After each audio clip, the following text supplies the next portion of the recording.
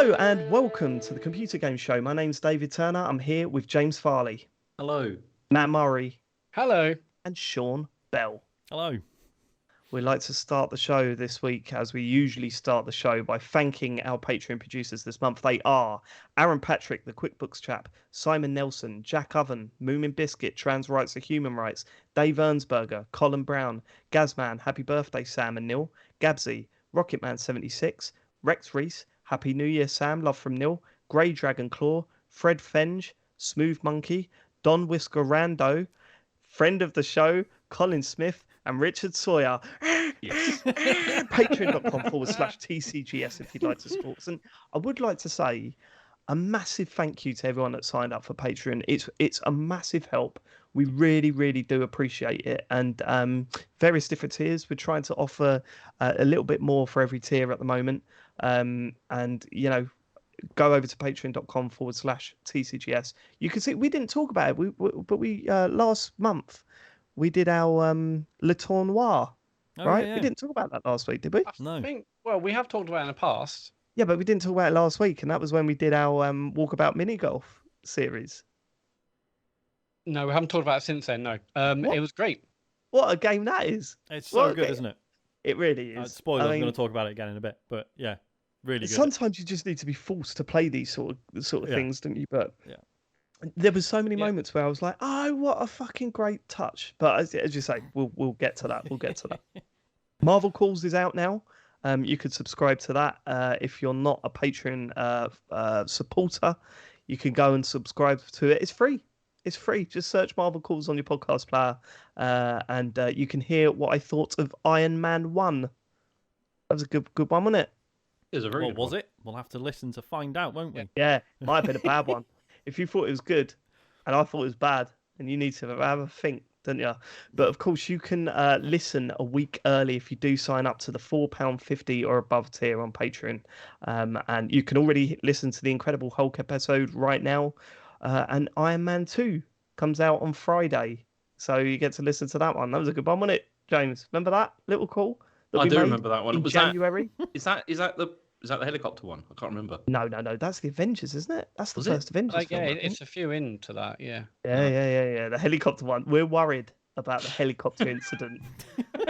We're worried about that episode getting out there. I think we're going to get a bit of feedback for that. But that's enough of that.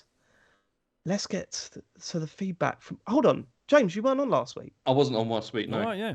Well, let's see your notes then, mate. I've got two bits of feedback Oh, yeah. for you for that. Here we go. I'm trying to work out what I said last week. That was bad. No, you were fine, Matt. You were absolutely fine last Oh, week. no. Oh, no. Oh, hello. I have a feeling I mean, Oh, that narrows it down. Two of Friends. us. Go on.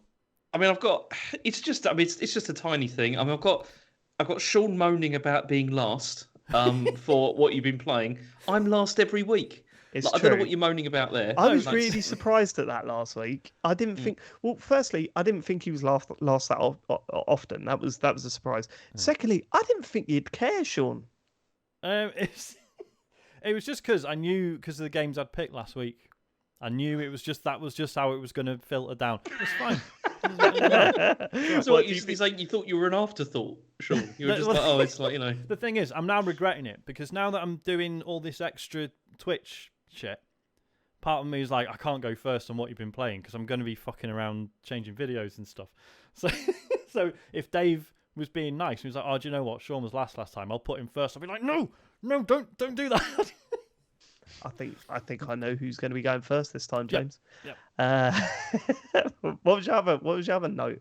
The other thing was about the Jonathan Blow stuff, because that was radically misrepresented. Go on. whatever. Oh, I can't wait to hear this. Right. That's the same you've been peddling for years, James. Yeah, You just said no. You were like Go it on. was a sustained campaign, which is completely not true. how long was it?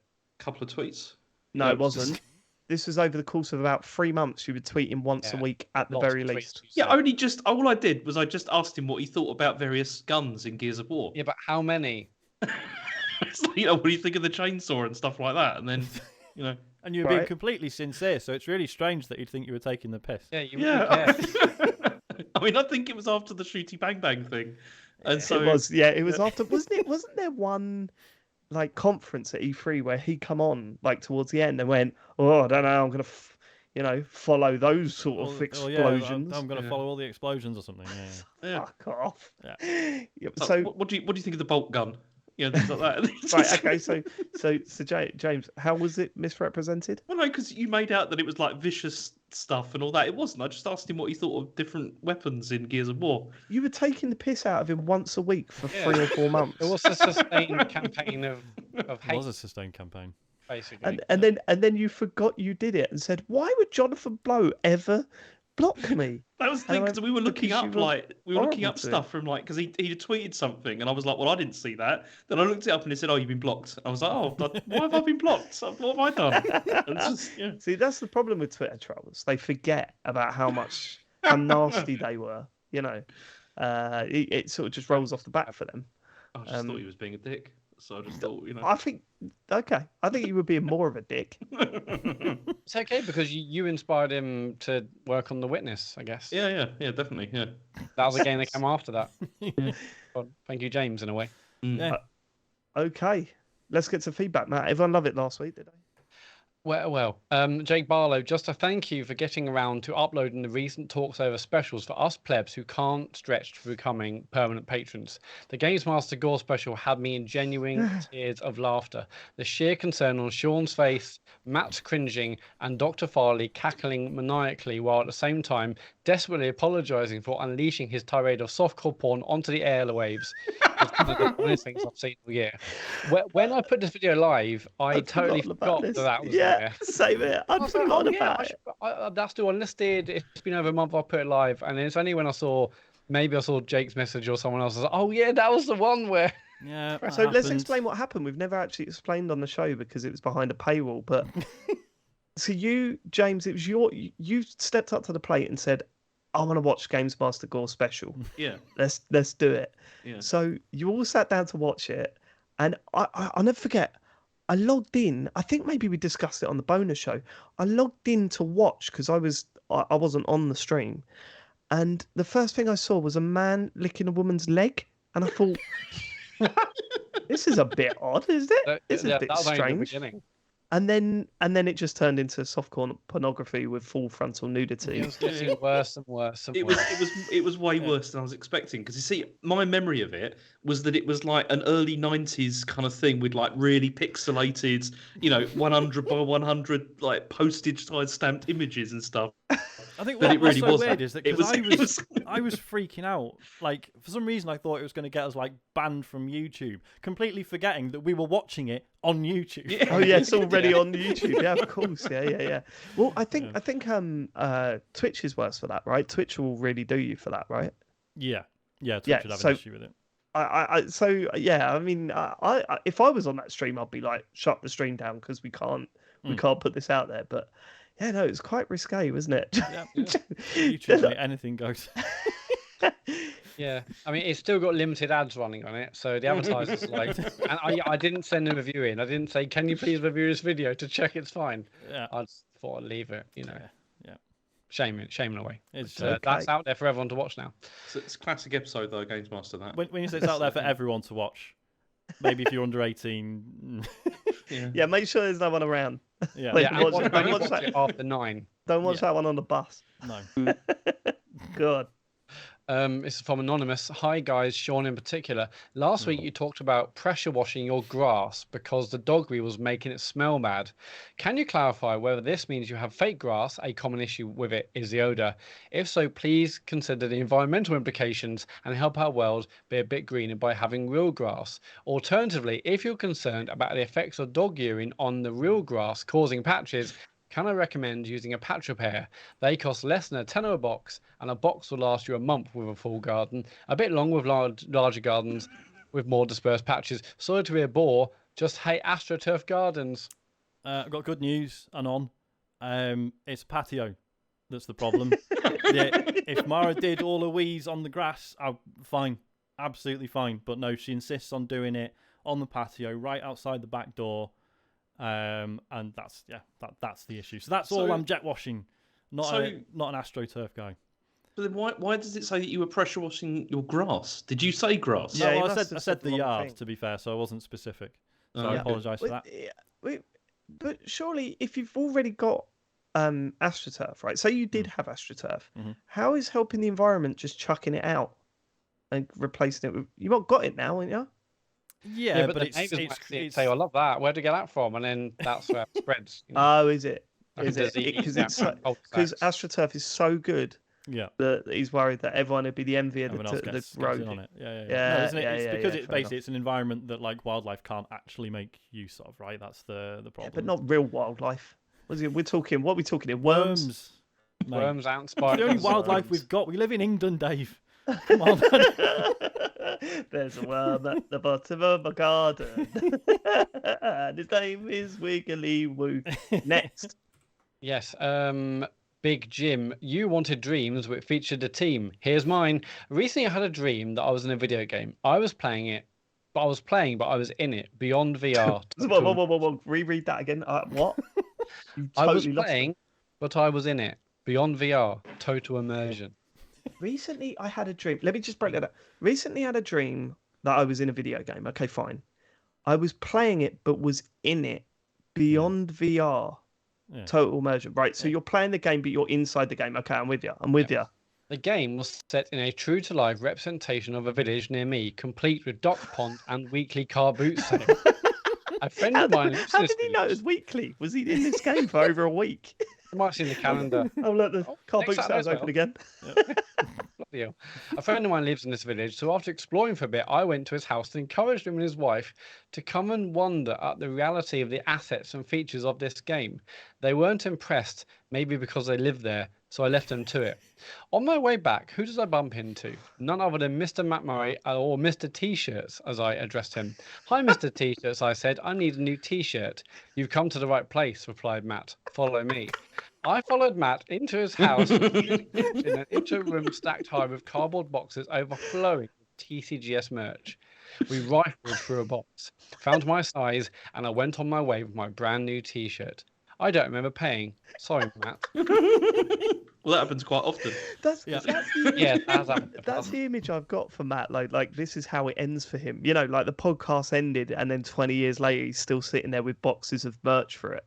But it No, will mate, be in that his you just garage, have to do now. like all in his garage, just like tons of boxes of like t-shirts. Because what I love about this is, like obviously, like parasocial relationships are a thing, and like people might listen to the show and get like an inaccurate idea of who we really are, and you sort of think, oh man, it's so weird that I've like built that up over years and years and years of doing shows. No, one shitty joke, and that's it. You're in someone's dreams as a character.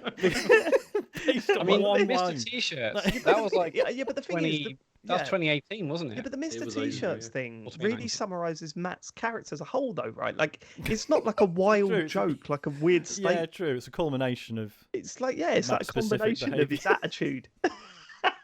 Yeah. I just thought it was a crap offhand joke that I made. I didn't think it's. Oh, you're claiming that one. I Listen, said it. It was Yeah, me. no, that was James did. Yeah, that I was a James know. Bond I original. just wanted to hear his voice go high, Sean. But let's not forget, James thought it was a really sick burn when he said it. That was Oh, that's right. When It really was got that? me. Was that over the Beyond Two Souls stuff? No, can't it was. Well, I would assume it is when we went for the T-shirt merch and or the EGX No, stuff. it was I was after EGX, but I think you were arguing about Was it about Detroit or something? Detroit, yeah, Yeah. and you said something like "fuck off, Mr. T-shirts" or something like that. Yeah. Anyway, Real zinger. James, It was. Jesus, calm down. yeah. I Listen, thought it was EGX and what? I think who knows? I mean, because the Detroit T-shirt I sent that to you, didn't I, James? When you didn't win Employee of the Year. oh, that's Yeah, funny, yeah. Yeah. Okay. Wait. What I will say is that we don't have to be in these dreams. If you have video game dreams, then please, if they're wild, I don't want. Oh, I had a dream that I was in Fortnite. I don't want anything like that. They've got to have a story behind them, Yeah. right? But if you have any video game related dreams, we don't have to be in them. Please just send us a message. What's it? TCGS and that. Right. Okay, what's the Good next one? The Investigators, another dream one, sadly. The last episode, David said, anyone who had a TCGS dream must write in. Fact, I had a dream about TCGS. Fact, I dreamed I was listening to the show, and during seen it. feedback, Matt announced a new policy that everyone writing in had to include the word fact whenever making a fact. Later on, in What Have You Been Playing, David mentioned he was going to continue playing Rocket League. Fact, I added to myself. Somehow, I didn't know how. David heard my utterance and laughed out loud. Matt then took the opportunity to announce another policy he forgot to mention earlier, where anyone who makes one of the presenters laugh would receive a free cornetto. So do I invoice you for that, or do you send me a voucher because I'm getting my free cornetto? Facts. Yeah, you get nothing. But I tell you something here. This might blow your mind. I like cornettos. No, the fact thing has come up on a podcast before, so that's subconsciously entered your head. James was talking about, was it Rafa Benitez, the press conference, where he kept saying fact. He kept on saying fact after everything. Yeah. So what you've done there is you've picked up a tiny little element of the show and you've inserted it into this stream.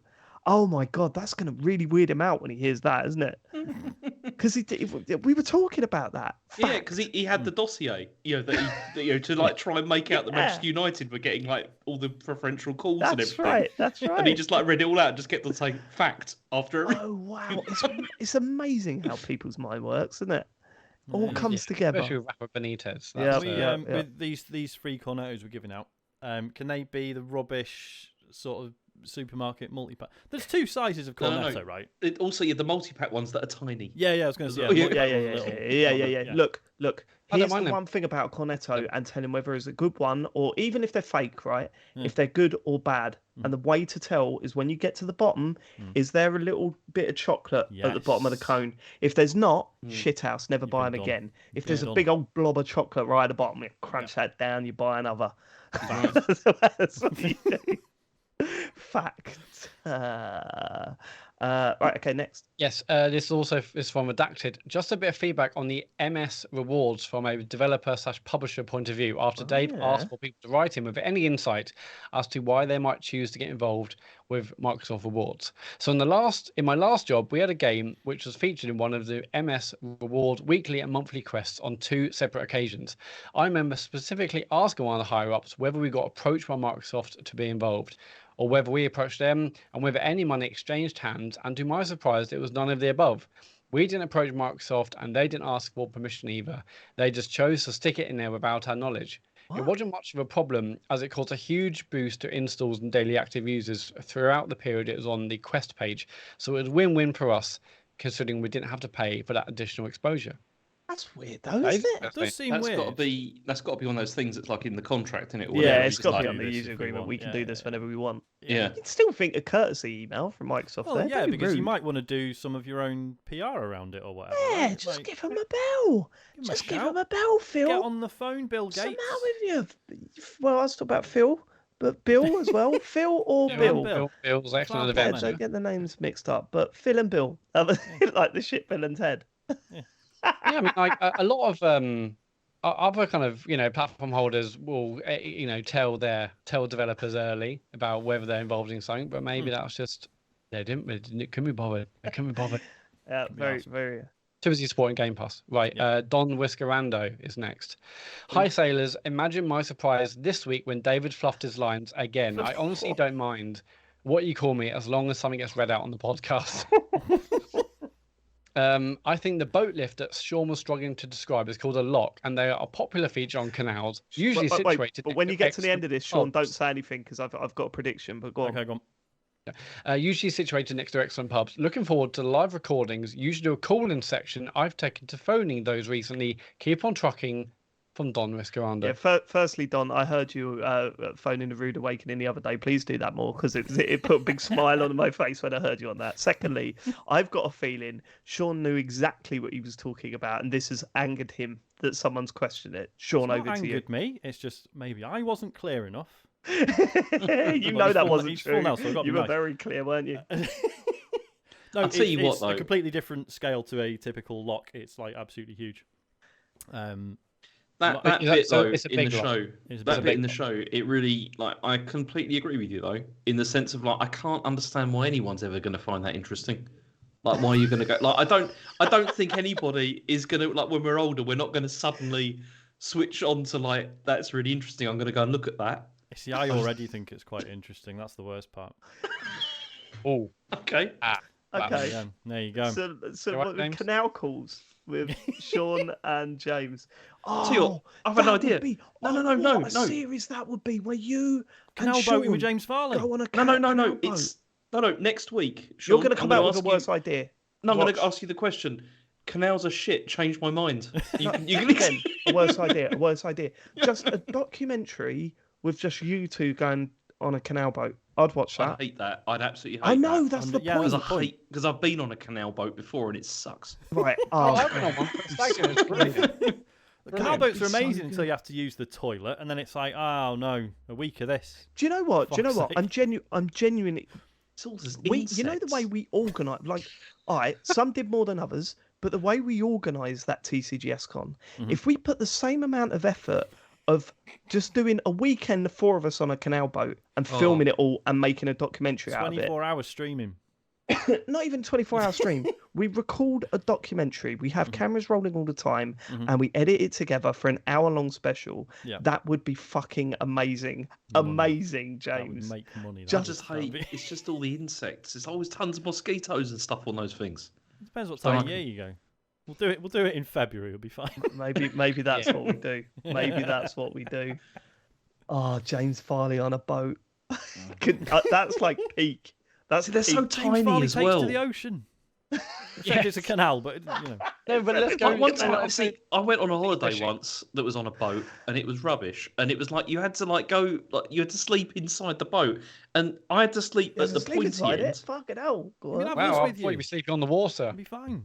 I had to sleep right at the end, where it was like you get into the bed, and like the ceiling is like this doesn't work, does it? 'Cause it's right in front of your face, basically. It's Right. just like it's like a coffin. It's like, why would you want to Ceiling's sleep in like front that? of your face. Yeah, Just trying- it's- yeah, the ceiling's like right in front of your face because it's so small.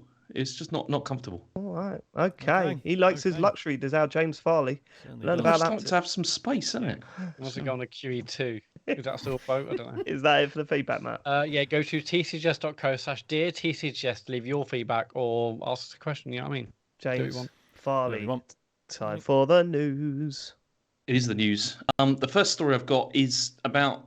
So it's been a year since the Better Ubisoft Oh, it's stuff been. happened, and they basically revealed that none of their demands have been met so far. So they were demanding for improved working conditions and sorting out all the problems that there are at Ubisoft. So I was say were, but they're not. They are because they still exist. And so Yves Guillemot had vowed that he would do everything in his power to ensure that everyone feels welcomed, respected, and safe. But then a Better Ubisoft to say that nothing's been done. And so they did like a Twitter thread where they revealed the following information. So they said 25% of those who signed the letter 12 months ago have now left the company. 60% of those that quit were using he, him pronouns, and 39% were using she, her, and 1% were using they, them. This means that that women only represent only 25.4% of Ubisoft's global workforce. And so then they've said, we are massively disproportionately losing women who signed their open letter calling for more action to tackle abuse. And so they've restated and laid out their demands. They want to stop promoting and moving known offenders from studio to studio, to team with no repercussions. This cycle needs to end. We want a collective seat at the table to have a meaningful say in how Ubisoft as a company moves forward from here. Cross-industry collaboration to agree to a set of ground rules and processes that all studios can use to handle these offences in the future. And this collaboration must heavily involve employees in a non-management position and union representatives. So it's a year, and it seems that nothing's been And those, done. because those demands haven't changed, No, have they? it's, No. And they seem as reasonable now as they did a year ago, and it's just shocking that it's. I mean, it just clearly Ubisoft aren't bothered about fixing this, right? Well, no, it's as we said before. They've seen it done time and time again. They seem to be their strategy now. We said it at the time. They'll go quiet, and that'll be that. Yeah. That's it. Yeah. It's just let's wait for it. We'll just ride this out and just hope no one remembers and just forget about it. And that's why I think it's really important that we keep talking about this because it's been a year already. But yeah. I mean, I know it's easy for me to say or whatever, but these news sites they went very quiet on it. You know, they did the articles at the time, and there was no follow up for a year. It was maybe one article or whatever. They were still posting about their games. They were still, you know, if they did a Ubisoft, you know, presentation, that would have been all over their website, you know, and then they'll go quiet and, you know, it gets forgotten again, and then, you know, this will come up. I haven't been following news much recently, but I get the feeling that this hasn't exploded the way that the previous story did, right? No, I don't think so. It was. I mean, this was just on. I mean, this is from Eurogamer. They had this up, but I didn't see it on many other sites. So so then you're going to get the feeling that if they did nothing over the last set of articles, they're certainly not going to do anything over this one. And it needs to be spoken about. And you know, it's easy for us to talk about, and we do try and bring it up as much as we can. You know, whenever Ubisoft comes up or something comes up, you ask if Ubisoft have made a comment yet about what happened, and the answer is always no, right? So it's easy for us to do it, but I think some of the bigger websites need to step up a little bit more than what they're doing. And you know, it's hard to get angry at them because it's not their, you know, they're reporting on the news, so partly yes, it is their business, but really the trouble is with Ubisoft, and I think sadly they're not going to do anything about it. And as I said, they haven't done anything in the past year. They're not going to do anything in the next year, are they? No, it's so strange because they it seems like they are like, even if you weren't paying attention to any of this stuff, it feels like Ubisoft are starting to struggle a bit, right? Like Roller Champions came out. I haven't really heard anyone talk about it. They've announced that it's not being cancelled. Oh well, that's positive. Yeah, that's always a good sign, isn't it? Like Riders Republic is like 20 quid already. Apparently it's all right. I don't know. Yeah, just feels like they've been putting stuff out and just no one's even interested. Like I don't even think it's the effect of like people taking a stance, you know, based on the treatment of staff or anything. It just genuinely seems like the games are suffering for this. Well, I mean, if it's because the talent is leaving because they're sick of use, then Exactly. long may it continue. Frankly, Well, yeah, I mean, yeah. the talent will go elsewhere, find better jobs where they're treated better, and then Ubisoft will just fall apart and collapse. If the last few games are anything to go by, I mean, that's, you know, and only then are they actually going to make a change. Only then are they actually going to say, "Hang on, no, maybe we need to do something because our talent's going, our games aren't doing maybe as well as they were." But yeah, it's not. I mean, the press have a responsibility, and I think Rebecca Valentine, IGN, put out a good couple of articles about this. But yeah, we need Ubisoft to make a change, and seemingly so far none, at least none that we could see externally. It just really feels like they're just becoming the Assassin's Creed studio. And yeah, Assassin's Creed is huge, and you know a lot of people who really like it, despite everything that's going on. They brought a Far Cry game out last year, didn't they? God, didn't they? Did they put one of those out? No, remember that? Fucking. But then that's a series that's like. It used to be a massive event. But they've also, I mean, they've run like Ghost Recon into the ground as well. Like that. Yeah, wasn't Extraction like a no go? It was. Extraction was Rainbow Six, wasn't it? That did nothing as well. Yeah. Crazy. Okay. The next story is about the Meta Quest 2, because this has gone up by $100 apparently. So they've announced that from today, actually, it's going up. So the suggested retail price is $400 for the 128 gig model and $500 for the 256 gig.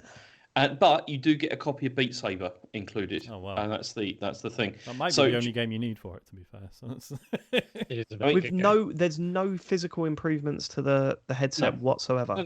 They're not even chucking in a decent strap. No, there's no change. Do you want to know why? So the quote is this: so they've said that they're doing this because they're making a change that will help us.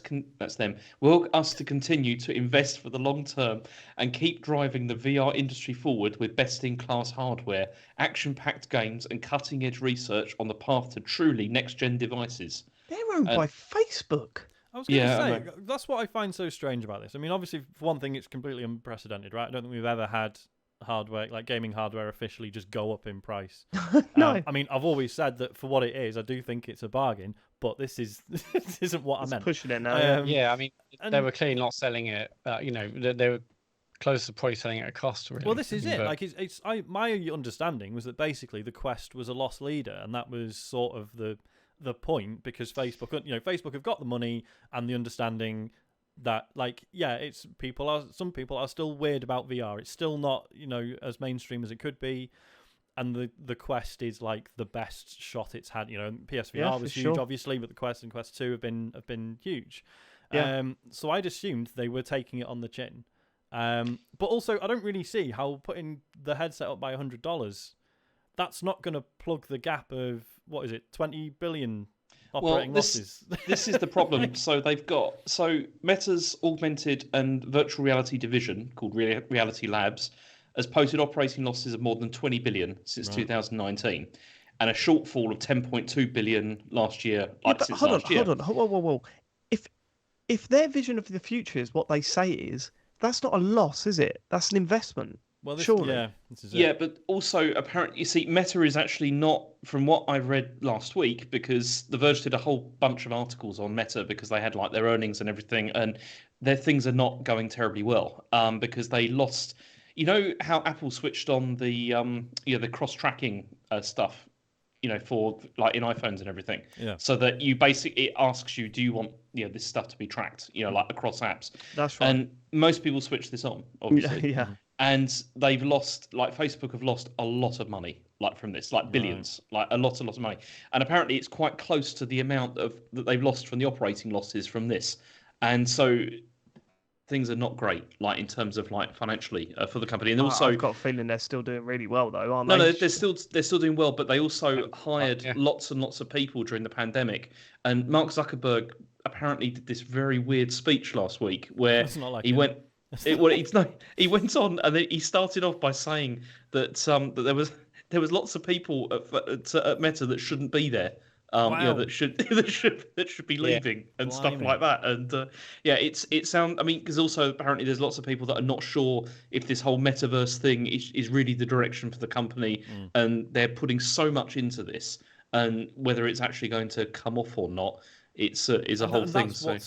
That's the weirdest part of all, right? Because, as I keep saying, that's not even the bit of VR that I find interesting or meaningful. Like, that seemed like if they just ran this as a gaming platform and didn't go nuts about the metaverse stuff, would they be losing as much money? I don't think they would. But that's what's really interesting, because from my perspective, I look at the Quest 2 and I think this is a gaming console. Basically, this is a games console. Yeah. But I think for Meta, I don't think they view it as a games console, at all. Or at least I think they know it is. But I think for people like Zuckerberg, he's thinking of this as being, this is their the next stage towards him, achieving this metaverse stuff.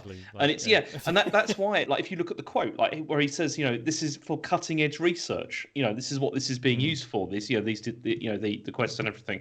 And I think it's just they don't know what they've got here, or at least Zuckerberg doesn't know what he's got here. He seems to think it's going to be this thing where everyone's going to be putting on and having virtual meetings and stuff like that, and I don't think that's going to happen. Fucking hell. So I'm looking at CNBC's website. They've reported July 28th of this year that in a quarter, Meta had a revenue of $28.82 billion. Mm-hmm. Right.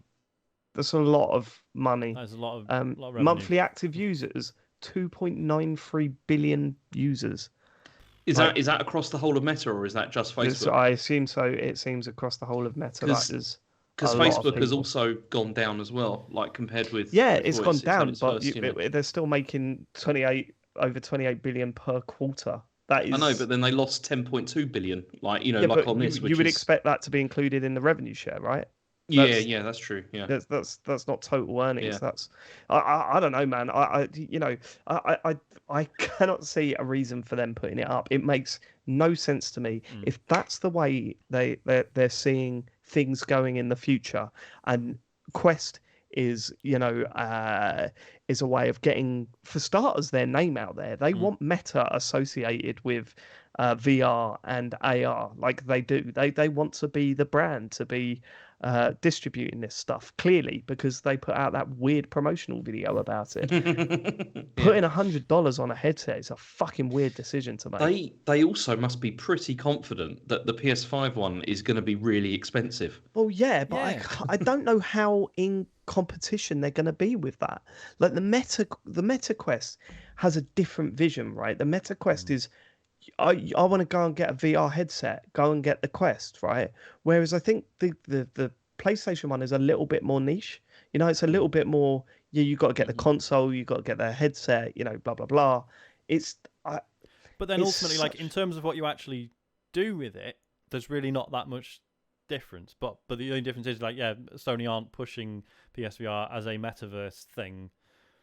Whereas, No. do you know what I mean? Whereas I say that the Yet. reality of what I do with was my gonna say- Quest is no different to what I did Place- with PSVR. PlayStation before. VR Home 2. Exactly, PlayStation Home. Bring it back. Well, when Go. PlayStation Home comes back, Yeah. look, I don't understand this. I don't get this. If this was from, you know, maybe a smaller company, you would sort of understand. But Well, I don't ju- know because there's you know there's plenty of big tech companies that just piss money constantly. Yeah. It's just the way they operate. Got a story about the that other later, way. Sean. Oh, good. How shit is it at the moment though? It's like everything you're getting. I'm getting emails on everything going, oh, you know that thing that you buy? It's more expensive now. Yeah. I got a loaf of bread. It was £1.30. I was like, what? When did that happen? When did that go over 90p? Yeah. The thing about Fucking hell. this is that they might actually think, well, we probably know vast majority of our audience will still pay the £100. So they're like, Mm. well, I don't think I don't agree with that. I don't I think think they that's will. a hell of a barrier. It's a huge price hike, though, isn't it? Like, if it was like 20 quid or something like that, you'd be thinking, oh, it's not so bad, I guess. But like 100 is. I think they've missed the boat for the people that would pay an extra £100 for it, because the people that would pay an extra $100 for it or whatever, probably already have one. Mm. They now want to get to the point where everyone fucking wants one. Mm. Do you know what I it mean? also makes you wonder about the next, because they got like I 2 was to gonna 3 say, room yeah. devices as well. Yeah. What does that mean for them? Yeah, it doesn't bode well, does it? No, it does not. Okay. Okay, next story is that there was an Annapurna Interactive Showcase last week. I didn't see any of this. Sorry, I've been well out of the loop recently. I've been really busy at work. What was it good, Sean? Because you watched it, right? I really enjoyed it. Yeah, I watched it today. was I watched it today as well. because What was the so we were gonna presentation do- like? Like, what was? Speaking of it, we'll get into what was announced in a bit. But what was the presentation? Like, how long was it? It was what was it? 20, 25 minutes, something like Yeah, Oh, that. it's- perfect. Yeah, It's well, yeah, pretty I pacey. think everyone said 25 minutes at the beginning, yeah. Yeah. Nice. So you know, we said last week we were going to do a talks over. That fell apart for numerous reasons. When I actually got to sit down and watch it, that actually felt like the right decision, because it was very much. It reminded me a lot of the Day of the Devs one. You know, we were Yeah. saying it was like a really nice mix of like punchy, interesting trailers and little spotlights on developers, but like sort of nice little chats with them, and it wouldn't have felt right. I was trying to sort of commentate over that. But yeah, that was basically the format. It was just jumping from game to game to game, and some it was like a little chat with the devs. Some it was just a chat with the developers, and they're saying like, hello, here's who we are. We're working on something. We can't talk about it yet. But it was all it was really nice. I thought it was really good. Yeah, it went by quick as a flash, and there's some really gorgeous games coming out. Mm-hmm. Nice. Okay, then they've not released a bad game, have they, Matt? Very few. I mean, 12 minutes. 12 minutes. Oh, man, that game.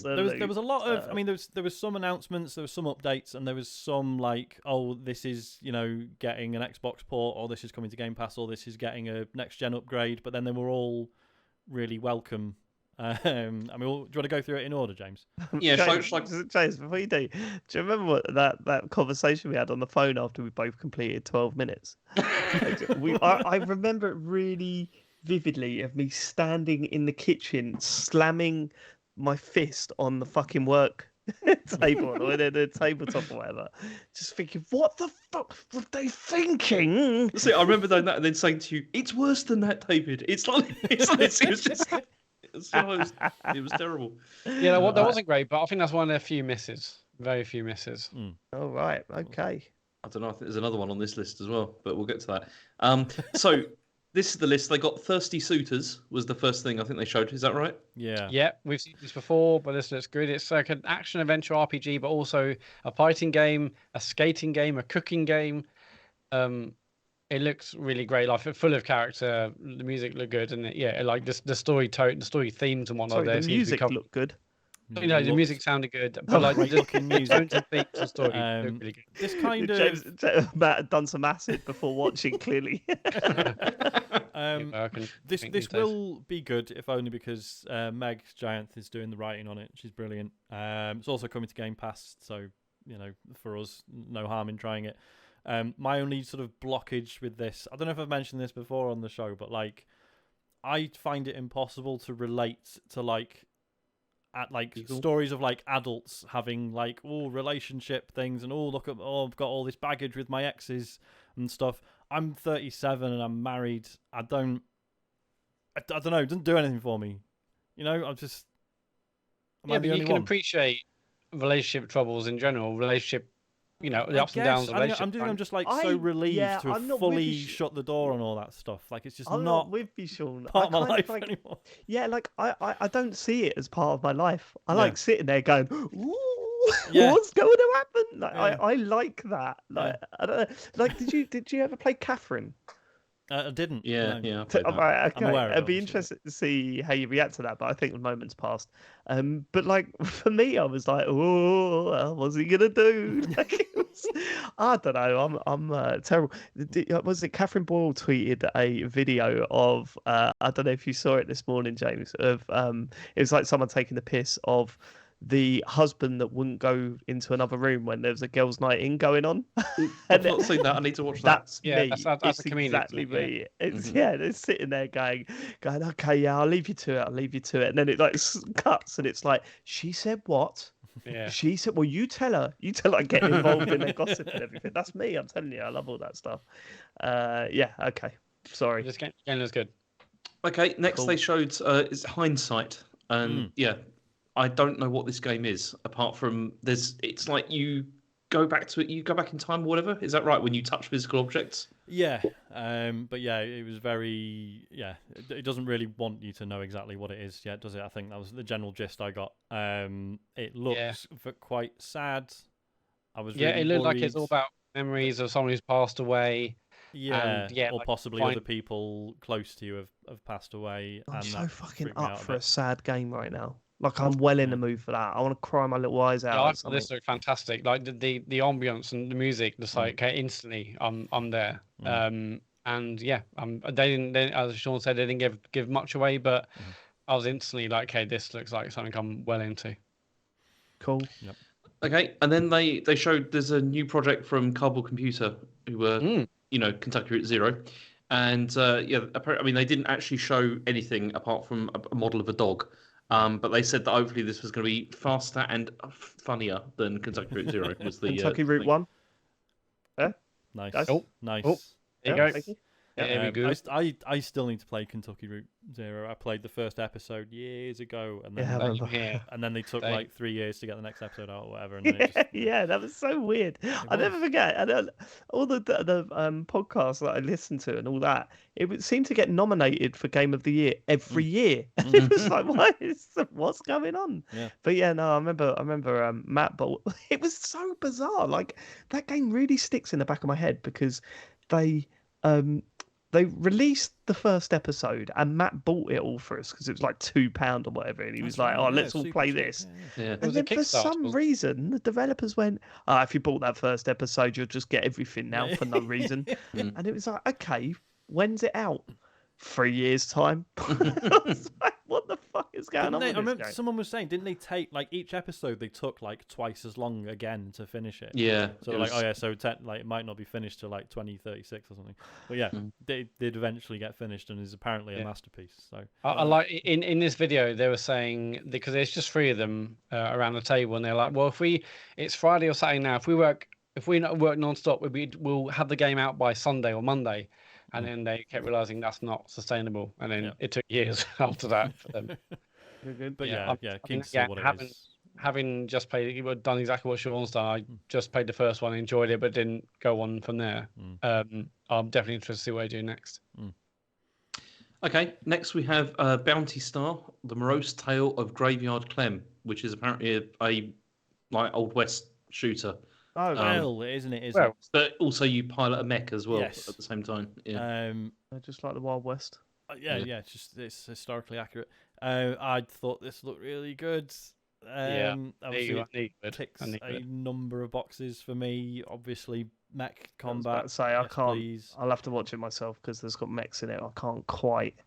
Trust I me. should just say, while we're talking now, I know you're listening on the podcast. While we're talking now, there's footage of a building next to us, or there was footage of a building next to us, and I just want to get a power washer out and sort it out. It's filthy. Sorry, go on. I mean, this is coming to Game Pass as well, so you can always give it a try. Yeah. So yeah. But yeah, it's doing the whole, Firefly stroke Cowboy Bebop sort of, it is in the future, but everything's all sort of Wild Westy, and yeah, I'm fine with that.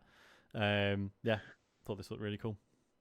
Okay, then we had Yarn Owl, but there was no detail about this, was there either? Apart from they were drawing inspiration from Links to the Past. Yeah, just a really nice chat with some devs, and yeah. Yeah, it's a really emotional story because one of the guys, his dad gave him a Link to the Past as a present. Right. It was one of the last things he gave him before he passed away, and so this guy's he loved the game and being kind of inspired by it for so long, and then started making this game, and then he was doing the whole thing. He was live streaming the whole thing on Twitch, all the development, and someone just one day said, "Have you got a mic?" And they started talking, and then they're making this game together. So it's like a really lovely emotional kind of backstory to actually the development of the game. We didn't see much of the game itself, but it's obviously clear it takes a lot of inspiration from A Link to the Past, and the two people making it seem like lovely people. Really So I'm interested to see where that goes. Okay. Then we had some updates on some other stuff, like we had Outer Wilds. I mean, it's still coming to the Switch, but there's no firm date. But there's also a free 60 frames per second update for Series X and PS5 and Series S that's coming in September. Then there's also updates to the Pathless. It's Maquette, isn't it? Was the other one? Okay. Yeah. Did you ever That's finish another. that, Matt? What Maquette? The Pathless or whatever, the DLC. I didn't play that. The Oh, Pathless. did you really? Wait, well, hang on. Pathless is a different game. Oh, sorry. I thought it was a DLC to Outwild. Sorry. Oh no, Outer Wilds. No, I didn't do a DLC. No. Oh, right. Okay. Sorry. I mean, I haven't played the Pathless or Maquette either. Gotcha. Maquette. Hold that on.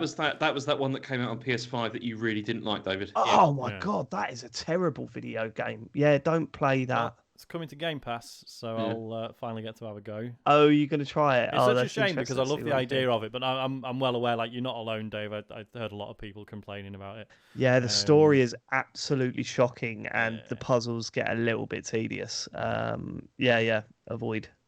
And also, Solar Ash is coming as well, and that's coming to Game Pass as well on the 6th of December. So one Okay. thing I wasn't clear on this, because they didn't say, they said it's coming to Game Pass, but they didn't say it's coming to Xbox. It's not on Xbox at the moment. So I'm not entirely sure what the deal is. I don't know if it's just Game Pass for PC or... No, I think it is, because if reading this, it says the Pathless, Maquette, and Solar Ash. Oh no, that is Pathless coming to Xbox and Switch, Maquette to Game Pass and Switch, and Solar Ash is to Steam and Game Pass. So yeah, that isn't clear, is it? That could be I don't know just what the PC deal is Game there. Pass. Yeah. I mean, because I finally bought Solar Ash a long time after it came out. I think it was in the Epic Christmas set. No, what are we on? It might be in the summer sale. And because I do really want to play it, but it's one of those, because it was, it came out, it's PS4, PS5, and PC. I was like, well, I don't really want to play it on PC. If I play it on PS4, I feel like I'm playing the shit version, which probably isn't true. It's probably absolutely fine on PS4. And I didn't have, still don't have a PS5. So if it was on Xbox, that would be lovely. I do now have the PC version, but just haven't got around to playing it just because I'm still bad at playing stuff on PC. So, Yeah. Okay. We had another What Remains of Edith Finch. That's out now, a free upgrade for Series X, S, and PS5. That's 4K, 60 frames. Which Then we doesn't- had which That's doesn't an amazing sound game. If anyone hasn't played that, play that. 'cause Yeah, it's I mean, still my absolutely. It's favorite great. walking Yeah, simulator. it's very good. so That'd be good. Which gorgeous in one's that? 4K 60. Why can't I remember any of these games? Remains of My Edith head's Finch? gone. That's the one in the house, right? Where Yeah, you're going yeah, through yeah. the house. Yeah. It is absolutely superb. Yeah. I think you said this last week or a couple of weeks ago, didn't you, Sean? It was, it got to the point where it was that's the best walking simulator without a shadow of a doubt. And then they just stopped making it. Yeah, after stop that. doing It's it. what's the point?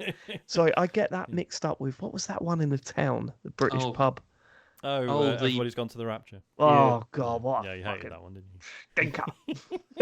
What remains of I mean, Edith it's Finch was the interesting one 'cause- Sorry, go on. that had the what's called the swing bit. Yeah, was that in Yes. that? Yeah, Yes. It was. Yeah. yeah. What remained if I mean, you don't want to say too much because you don't want to spoil it. Mhm. But if you've got even just a passing interest in narrative-driven games, Yeah. then this one is like absolutely superb. Like it Yeah. really hit me emotionally. It reminded me of well, it was made by the people that made the what was that PlayStation game? The Unfinished Swan. Unfinished Swan, which was fantastic as well, you know. And so yeah, like I just can't recommend What Remains of Edith Finch enough. And if that's coming out on Game Pass, man, that's download that. That's so good. I think it's already on Game Pass, is it not? Oh right, okay, we'll Probably, download it now then. Not but yeah, no, it was interesting because obviously when this this news broke, a lot of people were like, well, gives a shit, who needs this in 60 frames? But I was listening to Kane and Rince covered it recently, and they were like, yeah, performance is actually way worse than you remember on consoles. It was actually pretty rough. So I might actually go back and just do another run because I think I'll do another run of that actually. Yeah, because it's not even that long. It's just, and also it's been so long since I last played that it probably I've forgotten a lot of it anyway. So yeah, 4K. It's got a swing bit in it, James. Cool. Does have a swing bit in it. I'm up for that. Great bit. I remember that bit. Ends really well. That bit. Okay. We've also got Forever Ago, which is a road trip adventure about an elderly man. That's the most Annapurna game I've ever heard of. Yeah, do we need to go through all of them or? Well, I don't know. I don't remember much about this one, next. to be honest. Okay. No, I do. Yeah, the guy in the van. It seemed fine. The trailer didn't. The old fella. It's an older man who goes around taking photos of the American landscape. There you go. So there you go. Yes. Sounds thrilling. Okay. Then Flock, Gather Your Friends. I'm very excited about this. So this is by the people who made Ho Hokum, which I banged on about a lot years ago. This basically sort of looks like a spiritual successor in that it's similar gameplay in that you're kind of flying around and sort of gathering little mates around you to fly around with you, and it looks and sounds beautiful. You'll have to just watch the trailer. It looks really good. It reminded me a lot of is it from that game company where they did like a bunch of games, one of which where you're like blowing around the leaves and this beautiful lush kind of green area. Flower. It reminded me a lot of that, just seeing the trailer, but a lot more vibrant of the colours. Flower. Yeah. That was good. I liked Flower. Yeah. That was really good. Really. Also, though, Ho Hokum is also out now on Steam. So that was the other thing that they revealed. Because don't know if that needed like a slot in this, but I mean, I love the game, but just like it's on Steam. In like the Annapurna presentation or in this on the podcast? No, I absolutely adore the game, but my response was like, oh, is it not already on Steam? Okay, I didn't realize it is just PlayStation 3, 4, and Vita. So actually, this is the only way I'll play it now because I don't know what state my Vita's in. So, yeah, okay, fine. Okay, now the next game is Keita Takahashi's new game. Mm-hmm. Now, what are you saying it like that for? Because I don't know. I'm just worried. I'm just trying to figure out how to pronounce this word. What, uvula? Uvula. There you go. Yeah. It's the uvula. So it's that, but there's no details apart from an animation of a person with a person. Say it again, Sean. Uvula. There you go. It's just a person the thing with that at the back of your throat. I know it is, yeah, but I what, the little struggle to dangly pronounce bit? it. Yeah. All right. There's that. Anyway, it's Keita Takahashi, so like a short animation is kind of all you know. I mean, I say that I never played Watam. Did any of you guys?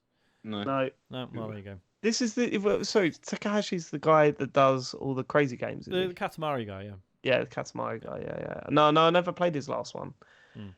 What was the one that I played the most? Was he the one that did the stretchy dog game? Nobby Boy. Nobby Boy. That's weird, wasn't it? Nobby Boy. Those games I just associate with Capone Adam. I just associate with him. Same here. I instantly think of Capone Adam, yeah. Okay, then we got Dream Feel, which is not the title. but it's God, the this next is- game from If Found, Right. and No, hang on, it's it's from the apparent. developers of It no. Found. Dreamfield was a developer, and they made a game called If Found. Oh, okay, the other way, that way around. But that's still, but it's still not the title anyway. Like, no, I'm Yeah. confused. Okay. I'm totally confused now. We This can is move forward on ridiculous. this. This is basically a lovely interview with the developers at Dreamfield. We don't know what the next game is yet. Yeah, it's just a little Right. studio spotlight thing, wasn't it? It was nice. Okay. Then the last thing they had was something called The Lost Wild, which is a survival horror game with dinosaurs. This was, I mean, this looked good. Probably not for me because too scared. But it was, I don't know, as a big closer for an Annapurna conference, seemed a bit, I don't know. Yeah, Like, this yeah, is they It's a seem bit, way bit more mainstream, chill, was it, you know? Sean? Is it a bit Usually way more mainstream? chill. Was a bit mainstream. I didn't see any guns, but I bet they're in there. Oh my I bet- God! Yeah, I'm looking at screenshots. There, yeah, no, there's a gun in it, mate. Is there? There is a gun in it. Ah, yeah, well, yeah. forget it then. Cool. Um, Any yeah, like- chainsaws? I don't know. Ask Jonathan game, Blow. Running away from dinosaurs. That looked good. But yeah, it did feel a bit out of place, but definitely interesting. Okay. All right. Okay, that's the end of that. And then the next thing that's happened is, do you remember the Knights of the Old Republic was getting remade? If you're one do. of those people, well, anyone remember the Knights of the Old Republic? Yeah, this was huge news when they announced it. Like everyone was like, "Oh my God, they're bringing it back!" It Yeah. was supposed to be like a remake, right? So they were going to change the combat engine, all that sort of stuff. Yeah, it's supposed to be like, I mean, the trailer for it looked amazing, obviously, and everyone was like very excited because, I mean, it's a beloved series, It is a beloved series, yeah. of two games, but Yeah. still, it was very, very good. And now it's been delayed indefinitely because Aspire, who's the developer who's doing it, they fired the art director and also the design director, and because apparently what happened was they made a demo in June that was going to be shown to Lucasfilm and Sony. And the studio looked at it and were like, they weren't very, very, very happy with it. And so they and also because it had cost a lot, like to get that far, and then they began to feel that the direction was unsustainable. Yeah, they couldn't continue in this direction because it was too Wow. expensive. And so then, but also Aspire had said that the game was going to release at the end of 2022. But then people inside Aspire were like, 2025 is probably more realistic. 2025. Yeah, exactly. Yeah. Wow. I mean, this is never coming out, is it? I mean, this is never happening No, now. that's Pretty done now, doomed. isn't it? Yeah. Yeah. Yeah, Yeah, they're What a never going shame. to touch that again. it is a shame. Real shame. Just had a really good vertical slice. Yeah, and it's a shame. Anyway, but next Shame. we've also had some Grand Theft shame, Auto that. 6 plans. But it is a shame, but we've got some. It's a shame. No, It's it's time to a move shame. on. It's a shame, It's the same. but now this is a new news story. It's a tremendous shame. But we got Grand Theft Auto 6 news. Okay. Oh no, it's not a shame. That's good. That's No, not that's shame. good news, isn't it? Yes, Yeah, Grand that's Theft Auto great. This 6. is not a shame at all. So some details have been revealed. Oh, yeah. It's going to be set in Miami, apparently. it? So It's that's funny, nice. someone told us it was going to be set in London. Who said that? Don't worry about it. Okay. Don't worry about it. Okay. Someone told us some false information. Weird, isn't it? Weird. That is- Oh yeah, yeah. Shame. Okay. And also it's going to feature the series' It's a first. shame. Please, It's It's going to do the It's I just just a want to shame. get through this story, just a please. shame, Yeah, that's all. Okay. Go on. Just want to get through this story. Just Okay, let me get let's through do it. We got to get through this. So with Daniel Bedingfield. No, was it? Yeah, Daniel Bedingfield. Yeah. Good Never times. hear about him these days, do you?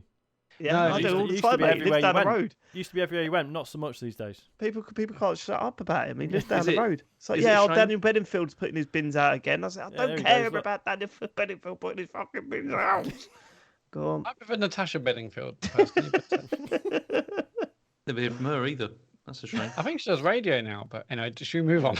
Right, yeah, go on. It's a shame, isn't it? So But it's I going to don't know whether feature. So GTA 6 is going to have the first female protagonist as well, and it's going to be part of a sort of a Bonnie and About- Clyde about style time, innit? pairing. Okay. It It's is about time. It is I about do you know what's sad Yeah. is that they would never.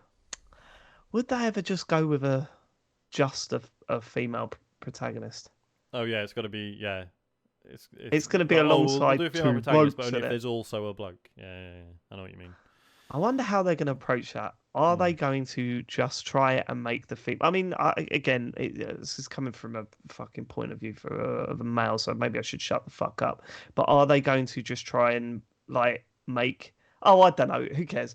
You know, it's been too long, and this shouldn't be news, but here we are. Go on. Yeah.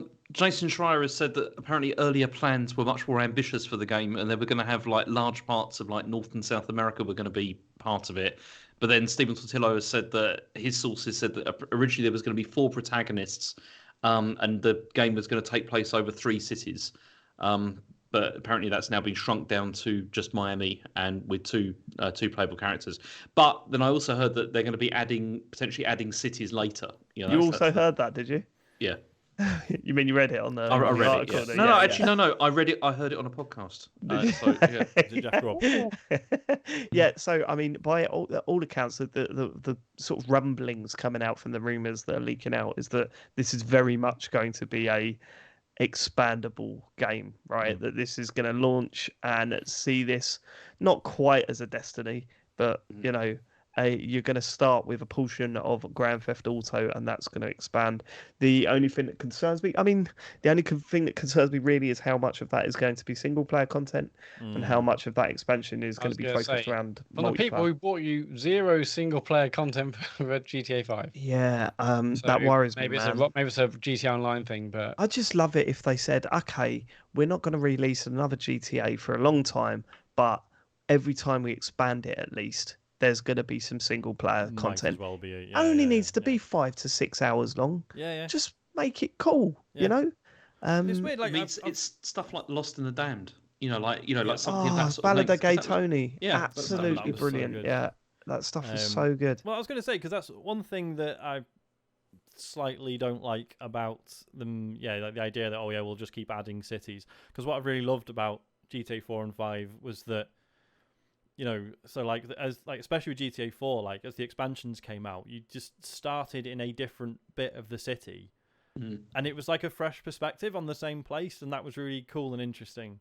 Yeah. Whereas to sort of go, we'll just build a new city for each expansion, it's still brilliant. Obviously, I'm not actually moaning. It'll just be a kind of a shame to lose that, See, I think this will still have a pretty meaty single player or co-op game kind of component. I think it will do. I mean, let's face it, Red Dead Redemption 2 is not as popular genre. It's still sold a ridiculous amount of copies, and that was not for the online portion of that game. And that's fascinating, though. Obviously, Red Dead 2 sold as well as it did, but yet Red Dead Online has just never had the same traction as not at the same. but, no, they've said they're done with updating it now. They did they are not going to say that yet. They're not going to do that for GTA until GTA 6 is out. No. So I think they said they're focusing on development on this. But Sadie Adler is one of my favorite characters of all time. And oh god, she's so good. Yeah. If whatever female protagonist in this is even half as good as Sadie Adler's story or how well developed she was, I'm so excited. I mean, I still think that's coming from a man that skipped the cutscenes as well. He loved that character so much. That's crazy. I just didn't give a fuck about anyone in the camp. Apart from Tim the chef, I love Tim the chef. He was great. But I mean, GTA games are still the biggest kind of moments in gaming for me. They're the things that I look forward to more than any. Seeing a new trailer, seeing new information.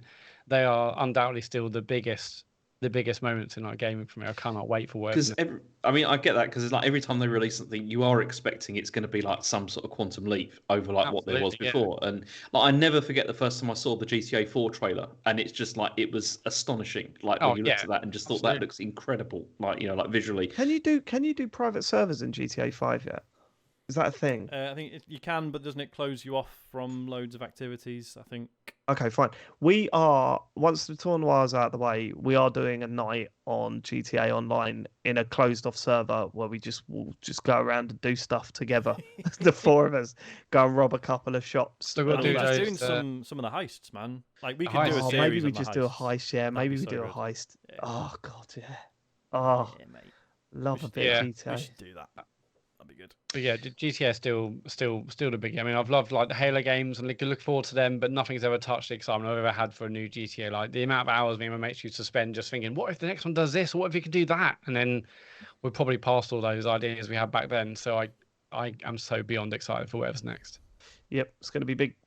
I mean, I just can't wait to see what it looks like, because those games, the money that they spend on these things is insane, and I mean, when GTA 5 came out, it was like, I cannot believe a game looks this good on a console. On That was on the 360 as well. Like, 360. holy shit, how good is On this? the Yeah. 360. That's what I said. Like even GTA 4, it looked incredible. Like, And then you look at the Red Dead Redemption, which again was just a step above everything else at the time. You know, remember walking into that town for the first time and seeing the mud, and you know the expression on the characters' faces and all that. You know, it's a scene that we reference a lot, Sean, at the time. But the scene where I can probably sort of be vague enough about it now. It's been a while, but there was a scene where someone was being hanged. I think is the right. They were being executed in a town square, but they were under the impression they were going to be saved. And there becomes a moment where they realise they are no longer going to be saved, and they were actually going to die there and then. And it just had a shot of his face realising it, and it was like, oh my god, this is so far ahead of everything else that I've seen. So even just looking at what the next GTA is going to look like is going to be exciting. You know. Yeah, fuck. It's a couple of years away though. It seems it's gonna be a while. Yeah, it will be. It will be.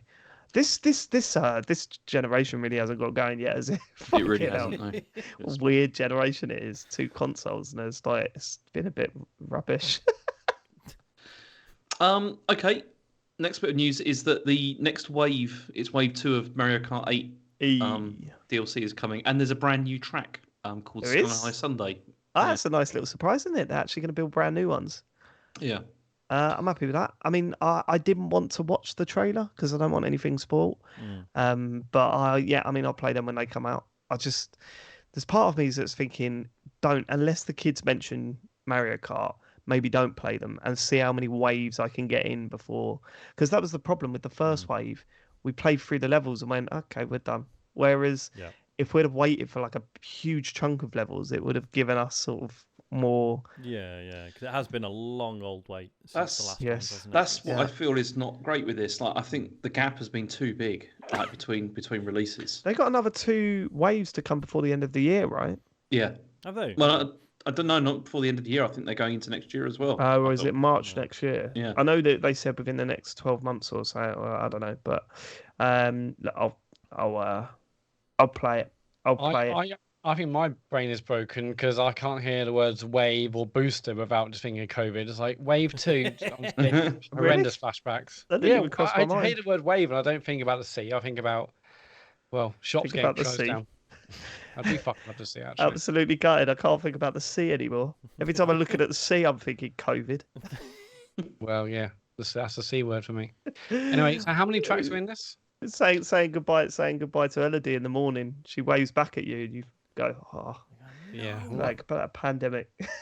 I'm just thinking Tiger King. House party app. Oh, Is that a quiz? Is that a family quiz? Animal Crossing. Let's move on. Yeah.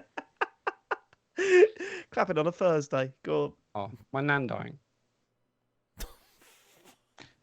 Right, this is one of those situations where we say we're going to cut that. But we can't now. No, it's called that. An hour and 8 Matt minutes. made the joke. Jesus. It's not like one of us made a joke about it. That would be worse. No, but come on, you can't. My nan died too. It's fine. Lots of look. Let's move Loads on. of people's nans died. We're all in the same boat. There's a really big story. There's a really big story coming up now. So let's focus on that. James, what's the next news, please? Right, okay, just leave a little gap. Okay. Anyway.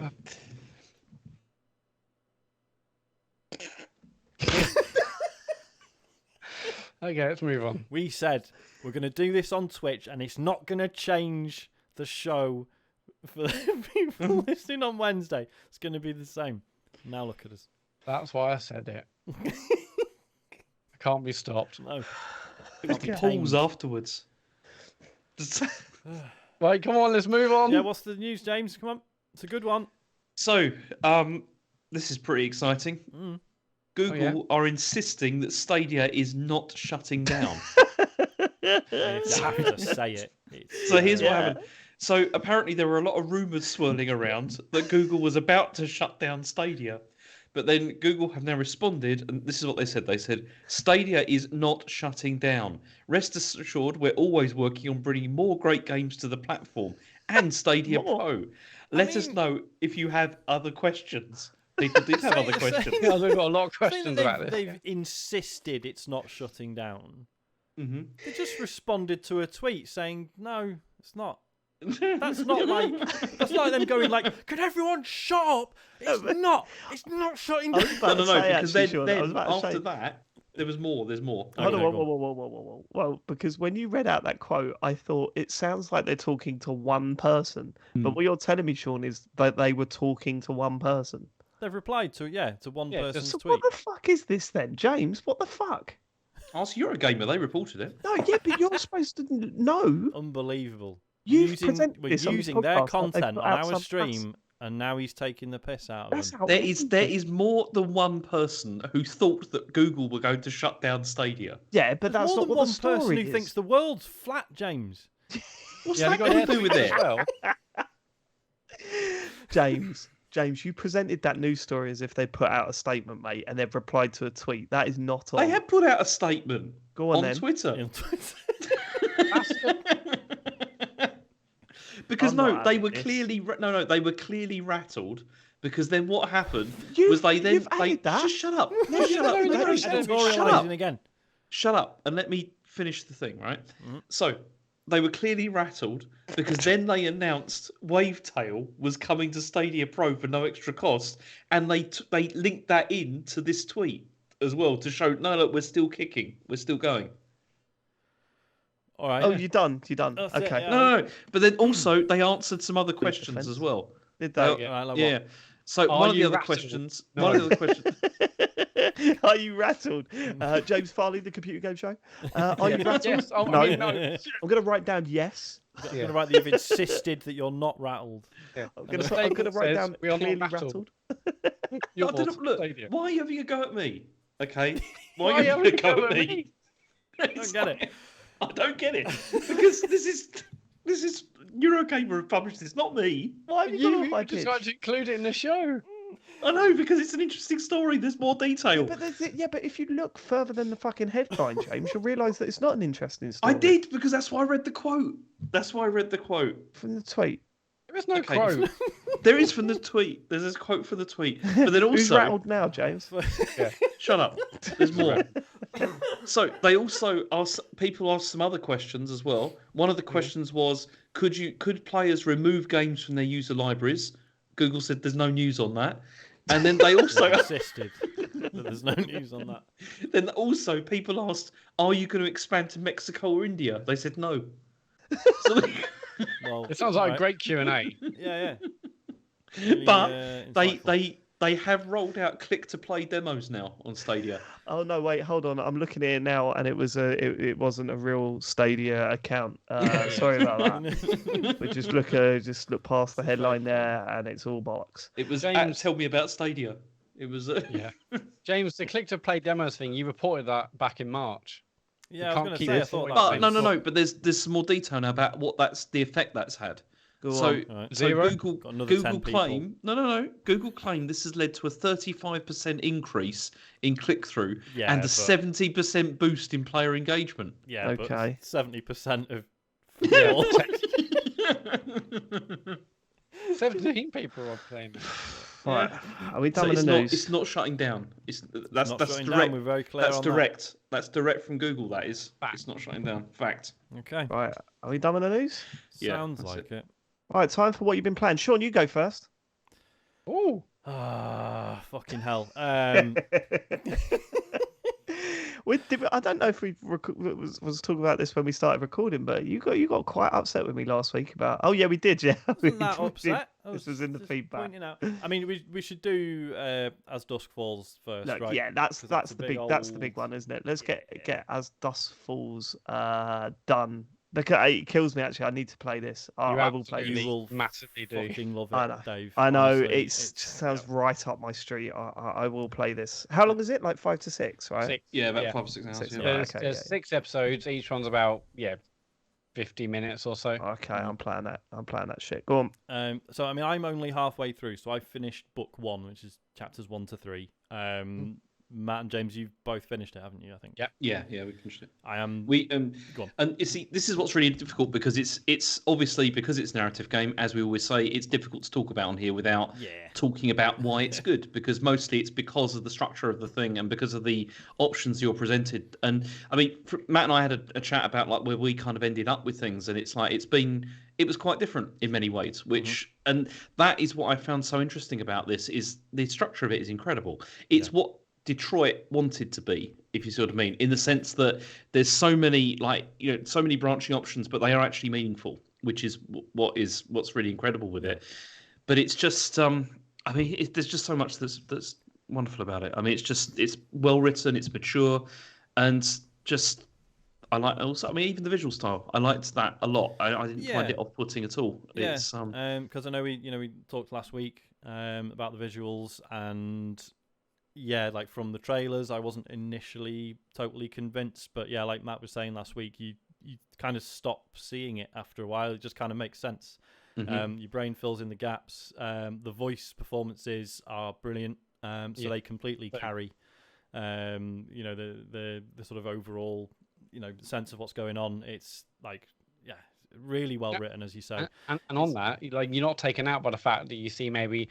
You don't, because there's no animation about the mouths. There's no animation of the characters at all. You're not taken out by saying, "Well, it sounds good, but actually the eyes look weird, or the animation looks weird, or the mouth." Like that's just totally bypassed, and so you're brought into it much easier, I think, and it works. It works wonders on this. And I was so like rooting for so many of these characters in this as well. Like while I was playing it, which was what was really good about it. I felt so engaged with them, and more like in a way that I haven't done for a long time, actually, with a narrative game. Like, where you really feel like, I want to see these people get through this. That's interesting, because that was my one thing. But again, I haven't finished it, so this will probably change. But my thing was kind of like, I can't currently see myself feeling about the characters the way I did about the Diaz boys from Life is Strange 2, right? Like, like I really fucking cared about how they turned out and how that, how that all sort of went down. Whereas in this, there are like characters I really like, but I think because there's a lot of twists, right? And they're not, they don't come across as like cynical, as like, haha, you thought that was the main character and now they got like it's like they're all played like really well. It doesn't come across as cynical or cruel in the way the twists work, but there are quite a few of them. And you start to sort of think, all right, well, then anyone could go here. Yeah, basically. That sounds a lot like what was that bloody the horror game PS4? I always forget the name of it, and you're all playing the sequels to them. Until Dawn. Oh, Until Dawn. Yeah, because that was what I found interesting about Until Dawn was that. We've played narrative games, God knows how many times, but there always seems to be one character, the one that you're controlling, that seems to be the most morally sound person on the face of the planet. And I just thought, well, how else do you do it, right? And then I played Until Dawn, and I was like, oh, this is how you play it. I am not controlling the character. I am controlling the story. I'm the director here. Is this a lot more like that, or? Well, I guess, I mean, having not played Until Dawn, but what I've read and heard about it, is like, I guess the thing with Until Dawn is that being like a horror game, it's kind of playing into that trope of like some people watch horror films to see people get fucked off. It's absolutely. So Until Dawn, there's an element of like, if you want to make this stupid decision because you think it might be funny, go ahead. But this is like you do broadly want everyone to, because there's no real goodies or baddies. It's all shades of grey, but in a very sort of convincing way. Actually, there's one person I do think is a total baddie, but that's I won't spoil it. But that stuff is fascinating. So my game went one way. I haven't told. Like James and I had a very brief discussion, but we basically both said we absolutely need to do a spoiler cast because there's a million things I want to say about all the various like twists and turns. But there's one character I'm like I wasn't a fan of, but then I heard another podcast talk about how they went and they didn't see like a massive scene that I'd seen, so they had like a totally different view of the same character. So I think that's brilliant how depending on which way you choose certain decisions or which way a scene might play out, you might have a certain view of a certain character that's totally different from the next person playing it. And I think that's absolutely brilliant. That not only are there so many different choices and ways a scene could go, but just how you perceive characters from the first minute to the last can be totally different. And I think, like, so many people can die. I mean, for me, there's a bit of a lull in the middle of the game where one person died. And I was like, oh, what? But then, and that's gonna be different for everyone because that person may or may not die depending on how you played the story. But for me, I was like, oh man. But then, it picked it back up. And yeah, I was loving the story. And go on, sorry.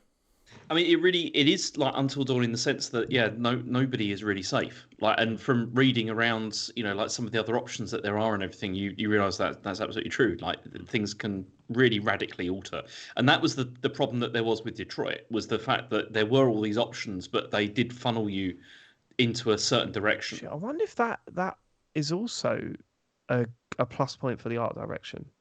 Like, they don't have to completely reanimate wildly different scenes. Obviously, there's some animation and work involved to change the story wildly. Because I know what you mean. I was expecting. I mean, maybe I was too engrossed in the story to really notice, but I was expecting to see like reused frames of animation, but it all seems pretty bespoke, doesn't it? Yeah, it absolutely is. Yeah. Which is fine, but obviously this is like the style of animation. They're one shot.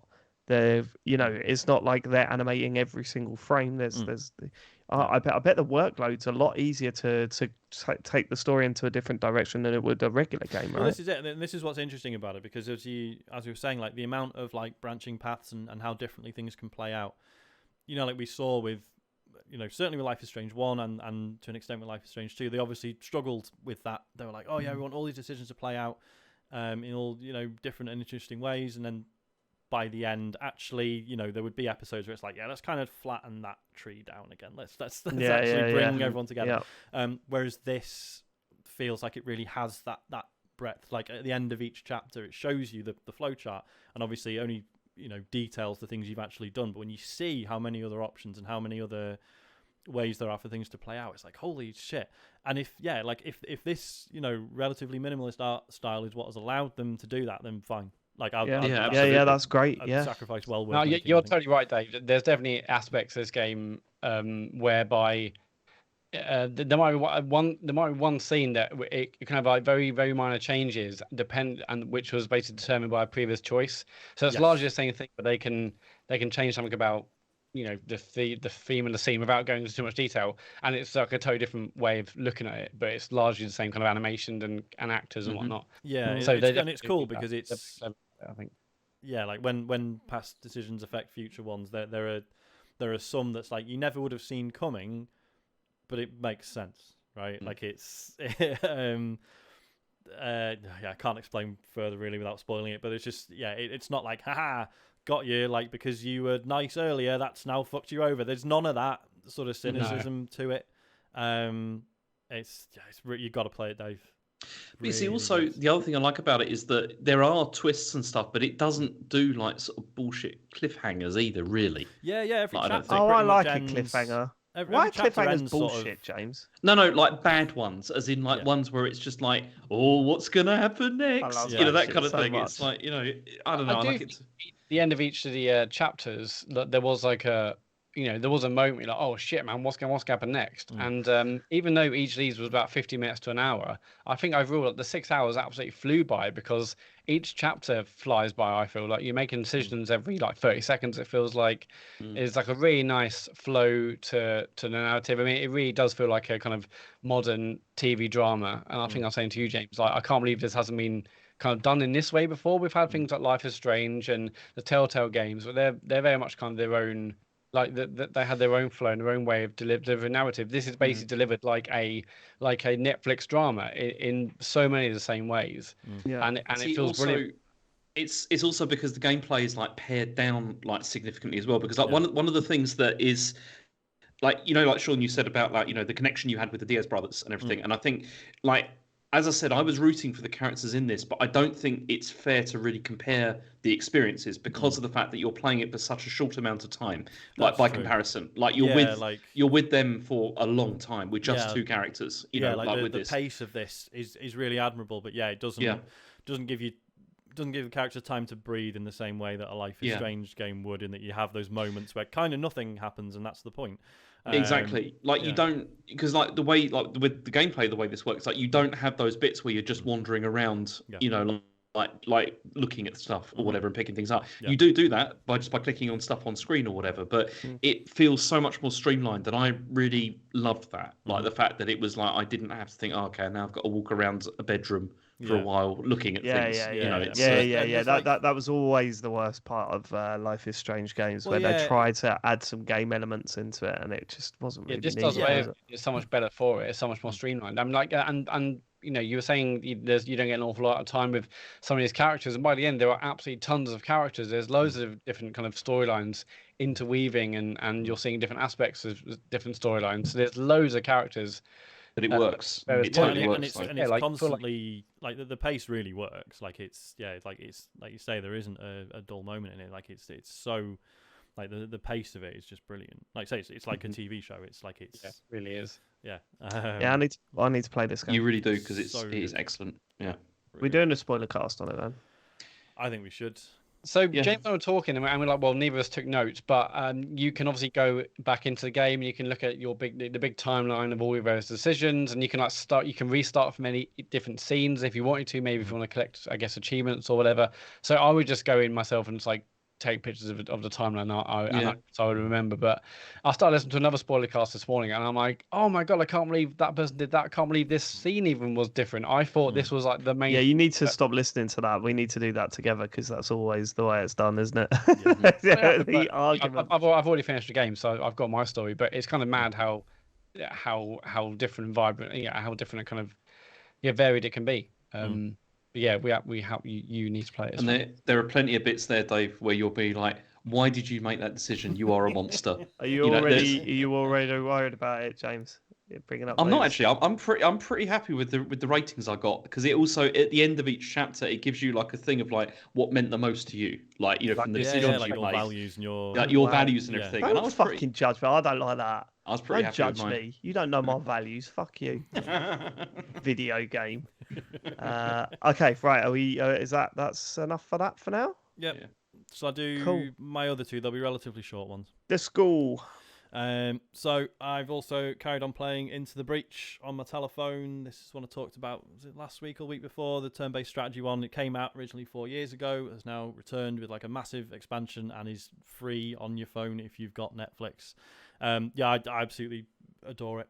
I'm playing it so much. I've now finished.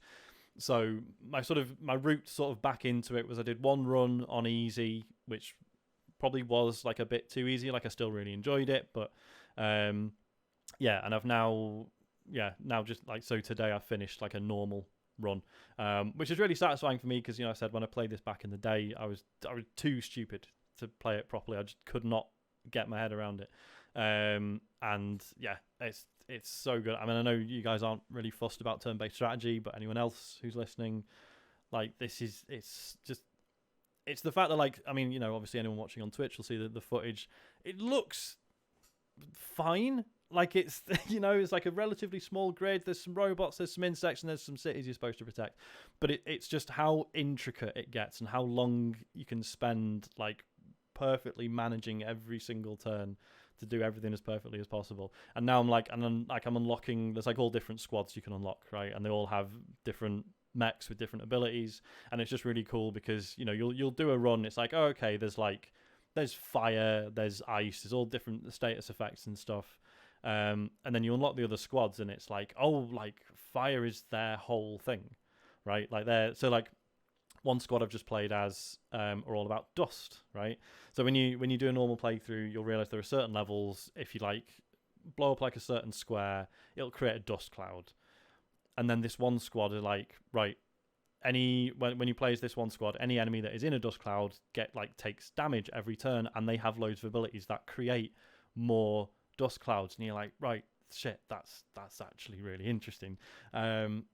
So yeah, it's fucking great. It's really really good. And The it other on your phone? And it works well, like touchscreen wise on your phone. Yeah, it's absolutely perfect on the phone because it was already out on the Switch anyway and had like full touchscreen support. So they've just ported that over. See, I was interested in this because I watched Sean LeBeau like streaming it a while ago, yeah. and it looks like the kind of thing I probably would be interested in because it's kind of like Advance Warsy, isn't it? In a way. Yeah. And but what did you say? You're playing this on Xbox? Did you? Was this? No, I'm playing this on the phone. Oh, on phone. Okay. Yeah. So as I say, if you've got Netflix, you can just get it. Okay. So Excellent. Worth a look. And the other one I've been playing is Walkabout Mini Golf. The labyrinth themed course has come out, as in capital L, as in the film. They somehow, I don't even know how this happened, but they got the license to do a course themed around labyrinth. It's fucking brilliant. It's so good. Like, Labyrinth the film. Yeah, it's in the Bowie movie. Yeah. Wow. Okay. Right. Has it got the little worm in it? It has got the little worm in it. Oh my god! It's got the little worm. It's got fucking Ludo. It's got It doesn't have David Bowie, which I think is probably the right decision. She wants to go down. See, this is another film I've never seen. Really? And I've never seen it. Yeah, and I started watching it with Rachel when she was really young, and then immediately turned it off because I was like, "This is creepy as fuck." We're watching it next time we come around. I started playing it. I was like, actually, fuck, why haven't I sat down with Isaac and tried to watch Labyrinth? And then literally playing through this golf course as the bit with all the hands and the big fucking drill. Yeah, no, not for another few years yet, I think. But yeah, it is the all the events of the film translated into a really cool mini golf weird course. License. Yeah, but it totally works. And like the way I don't want to spoil the way it ends, right? I mean, go on. Question. Yeah. Can you pick up a golf ball and do the contact juggling stuff with it? Can you do that, please? No, not as far as I'm aware. Although that turned into a snake. That object does feature. Just incredibly good. And then we did we played did the full 18 holes, and then we were like, oh, let's have a look at the for every course there's the hard mode version, which is like the nighttime one. Yeah. And it's probably the nicest thing I've seen on the quest. Like it's so beautifully done. And we ended up doing I don't know if you're aware, all the hard mode courses have like a series of riddles that you can follow. So basically just like finding objects within the course, and then following all of those is how you get like new clubs and stuff. And we were like, oh, we've done the 18 holes, let's just have a quick look at hard mode, and then we're all knackered, need to go to bed. And we ended up doing the full 18 riddles as well. It's really good. Riddles. And it's like £2.30 for the course. Like I hate riddles. You just heard you missed James just fucking moaning. So we fucking love them, so it's all right. But it just amazes me that this game continues because it's such like a huge success, and like they could charge so much more for the new courses and stuff, and they just don't. They're really £2.30 each, and they're all amazing. Really cool. Good. Really nice. Good. Yeah, I mean, I love what we played of it. Yeah, so many cool little touches, and yeah, man.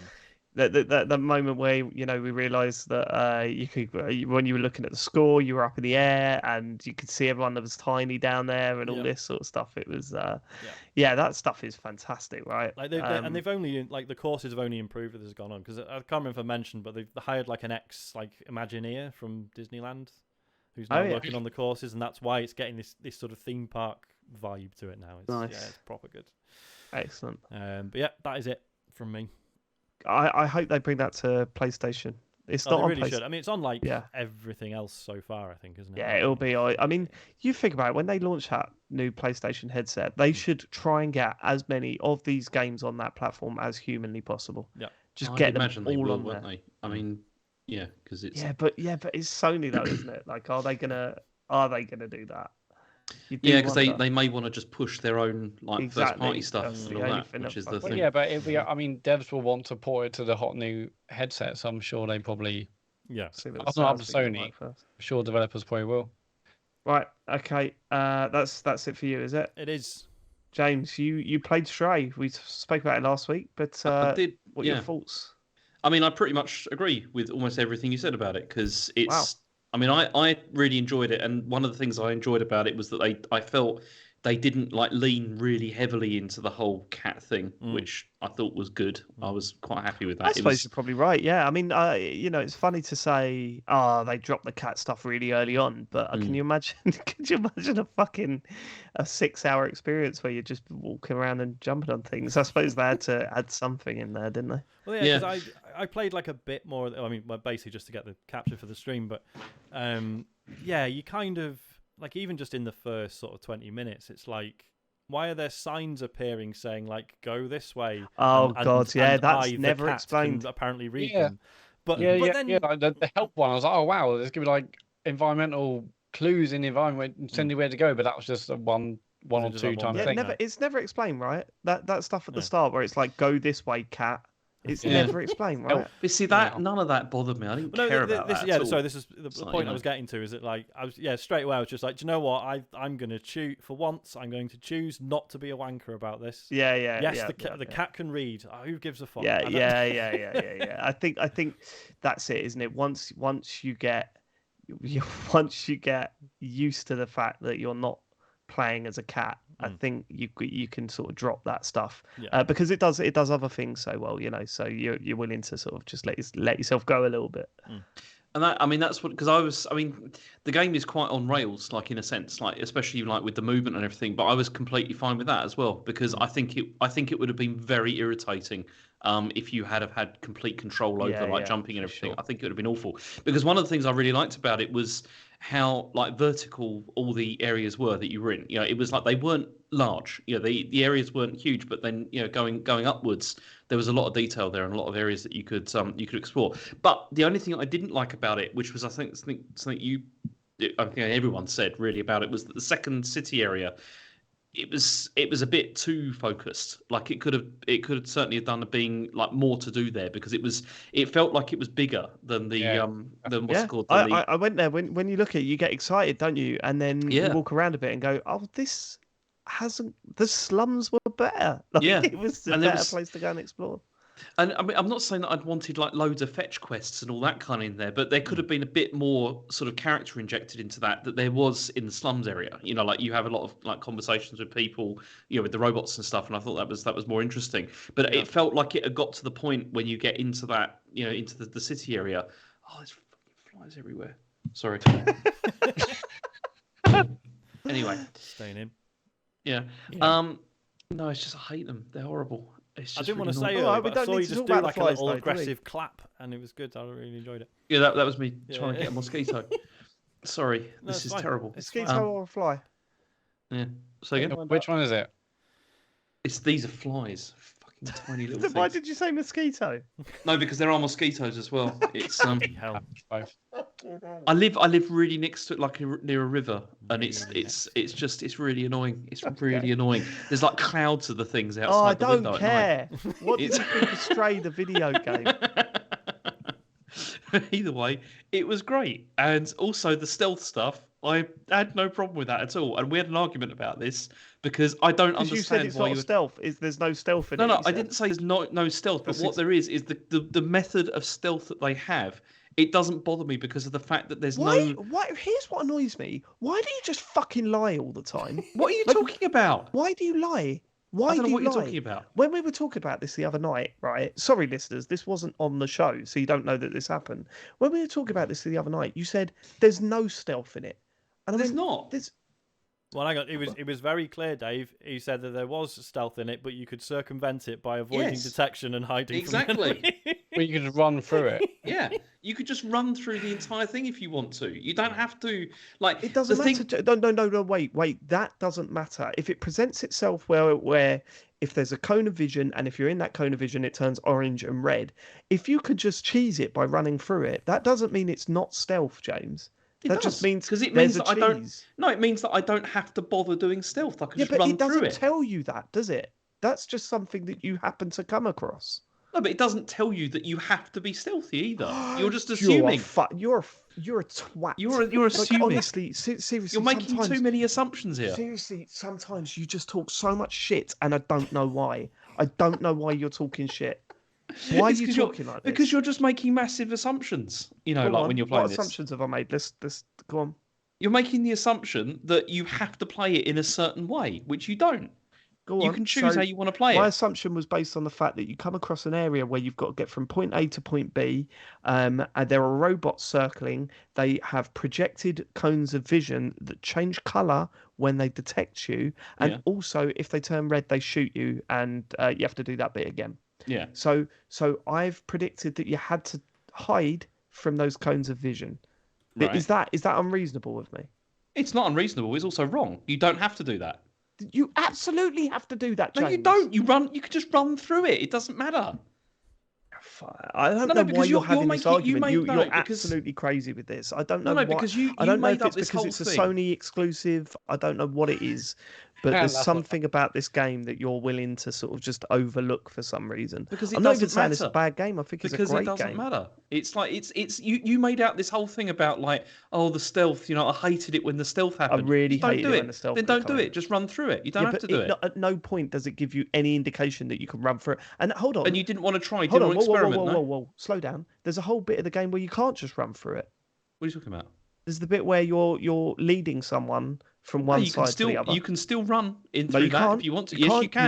You've got to bait them and then hide from Yeah, them. you bait them lock and then you into the run. You room. don't have to do So any hiding. You're talking bollocks. You don't have James, to do for any some hiding. weird You just reason. couldn't be bothered to You're try different talking ways to get total through it. You bollocks. just had to think in this narrow way of like, oh, the video game's telling me I've got to do stealth, so I'm going to do stealth, and I'm going to get annoyed about it. Whereas you could have just run through it and forget it, the whole thing.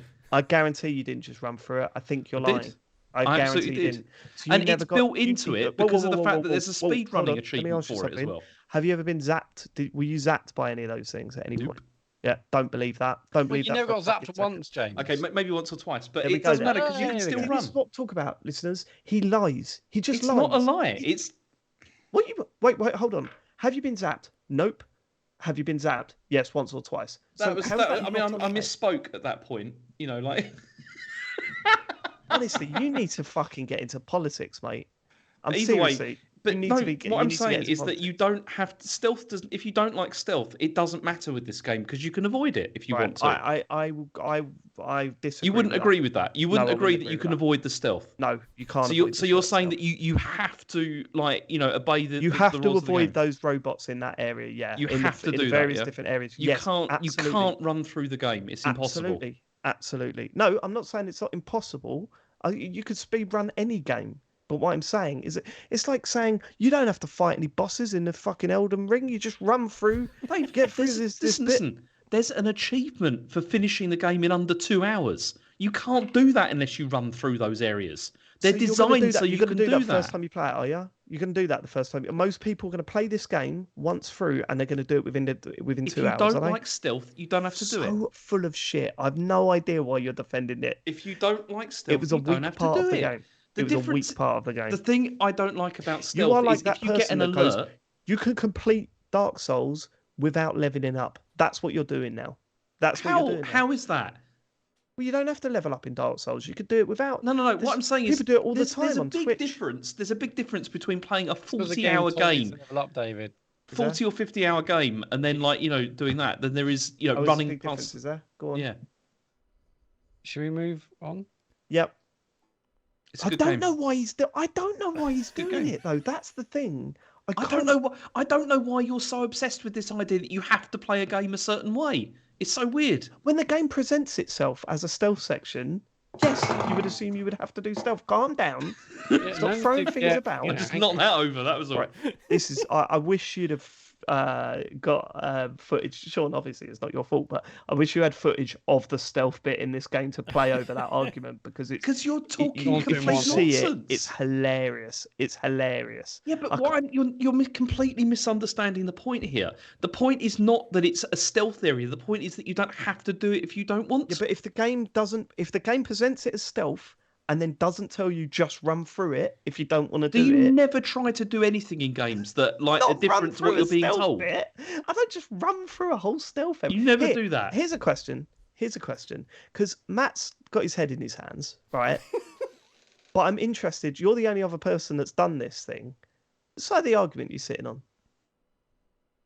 Me? Oh yeah, there's definitely stealth sections at the end. You can obviously run if you know like the way to go, Exactly. and obviously towards the end I was getting quicker and quicker. But it's still basically this is a stealth section. You got to learn the paths, learn which way to go, left to right, what the optimum route is around to get around it, and you go from there. You I've always don't. liked Matt. You just run through it.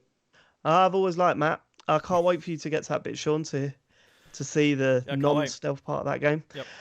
Right, Again, okay. Didn't say What's it's non-stealth. I But- said that you What's can your run next- through it. What's your next game? We all agreed we enjoyed that game. Okay. I've been playing Cuphead as well.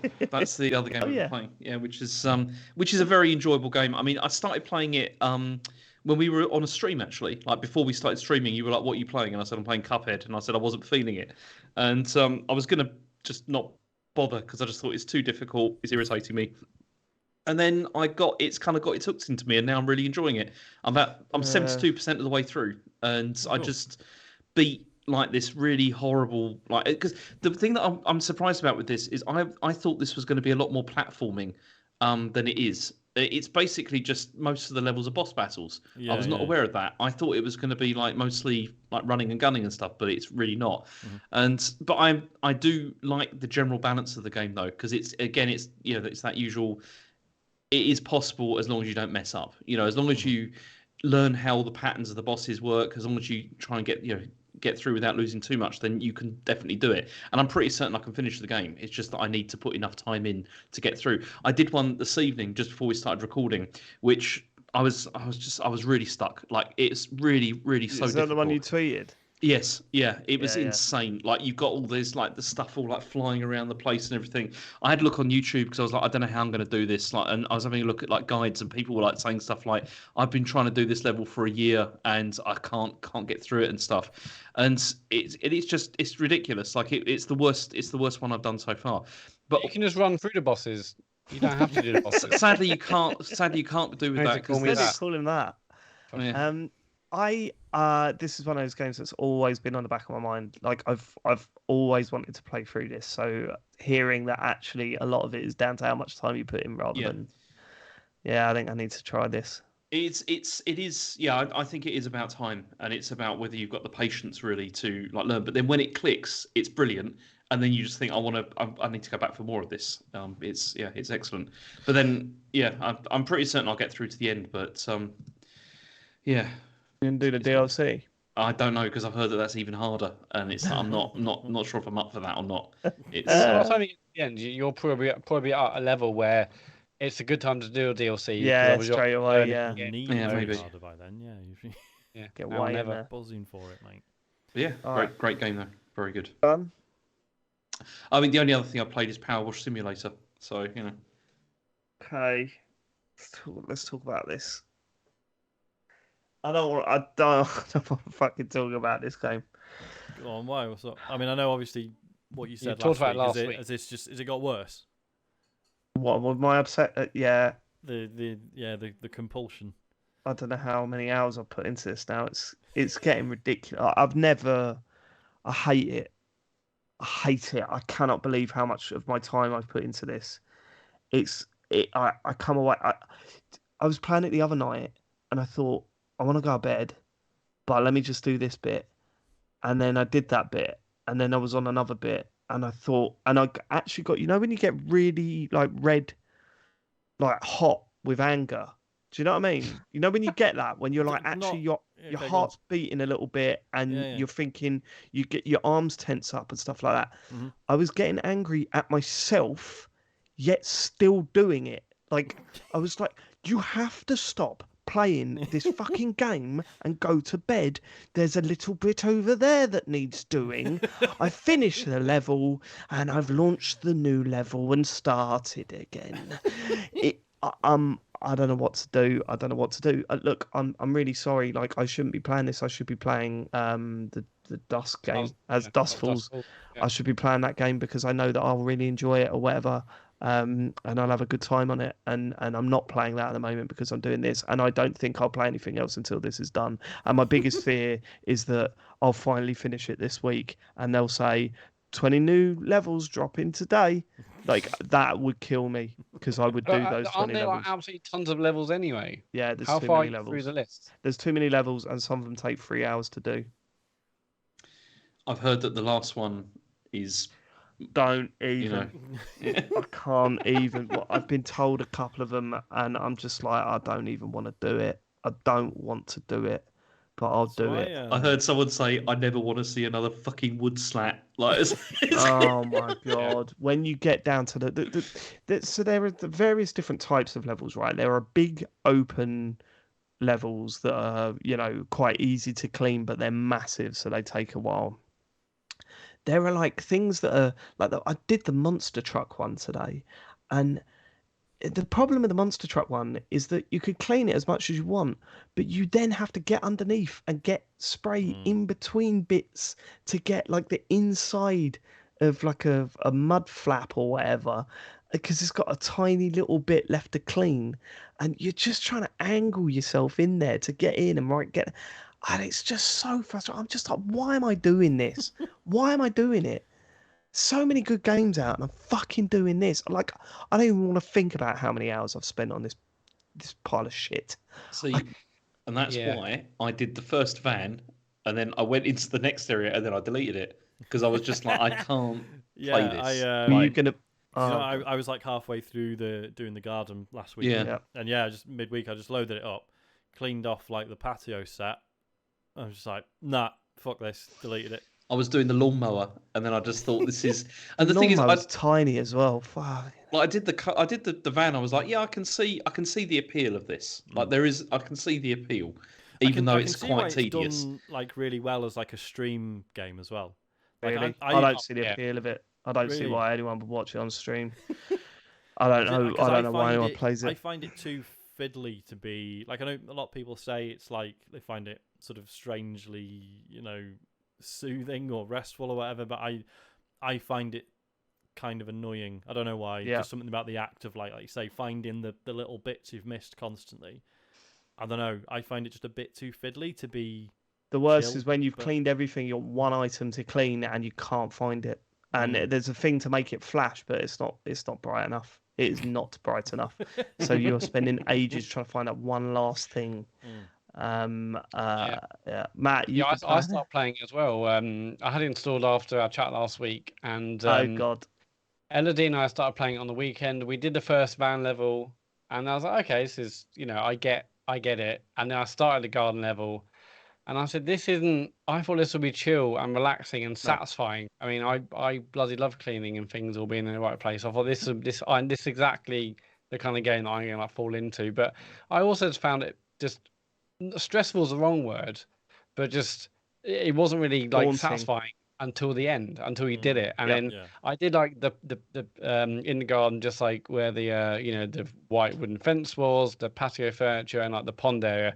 And I just turned off, and I was like, "Fucking hell! Like, why the hell did David tell me about this game? It just was not. It wasn't fun. It wasn't fun enough." And it hold on, whoa! I said all that.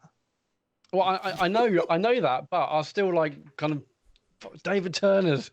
I was still, there's a lot of swear words. I literally said, it's a terrible game. Don't play it. Like, I literally said that last week, Matt. I know that, but I thought, well, maybe this will be the thing that kind of chills me. No, it just kind of done my nut in. No. And I thought, and there was a bit, I was like, okay, I need to play As Dusk Falls, or we want to get it done before Monday so we can talk about it on the show.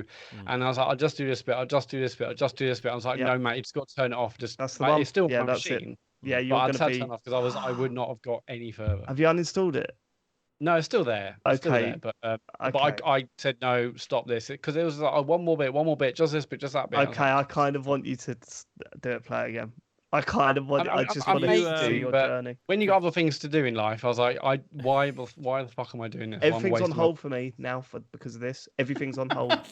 Like I've been getting up early in the morning with the kids simply so I can play this.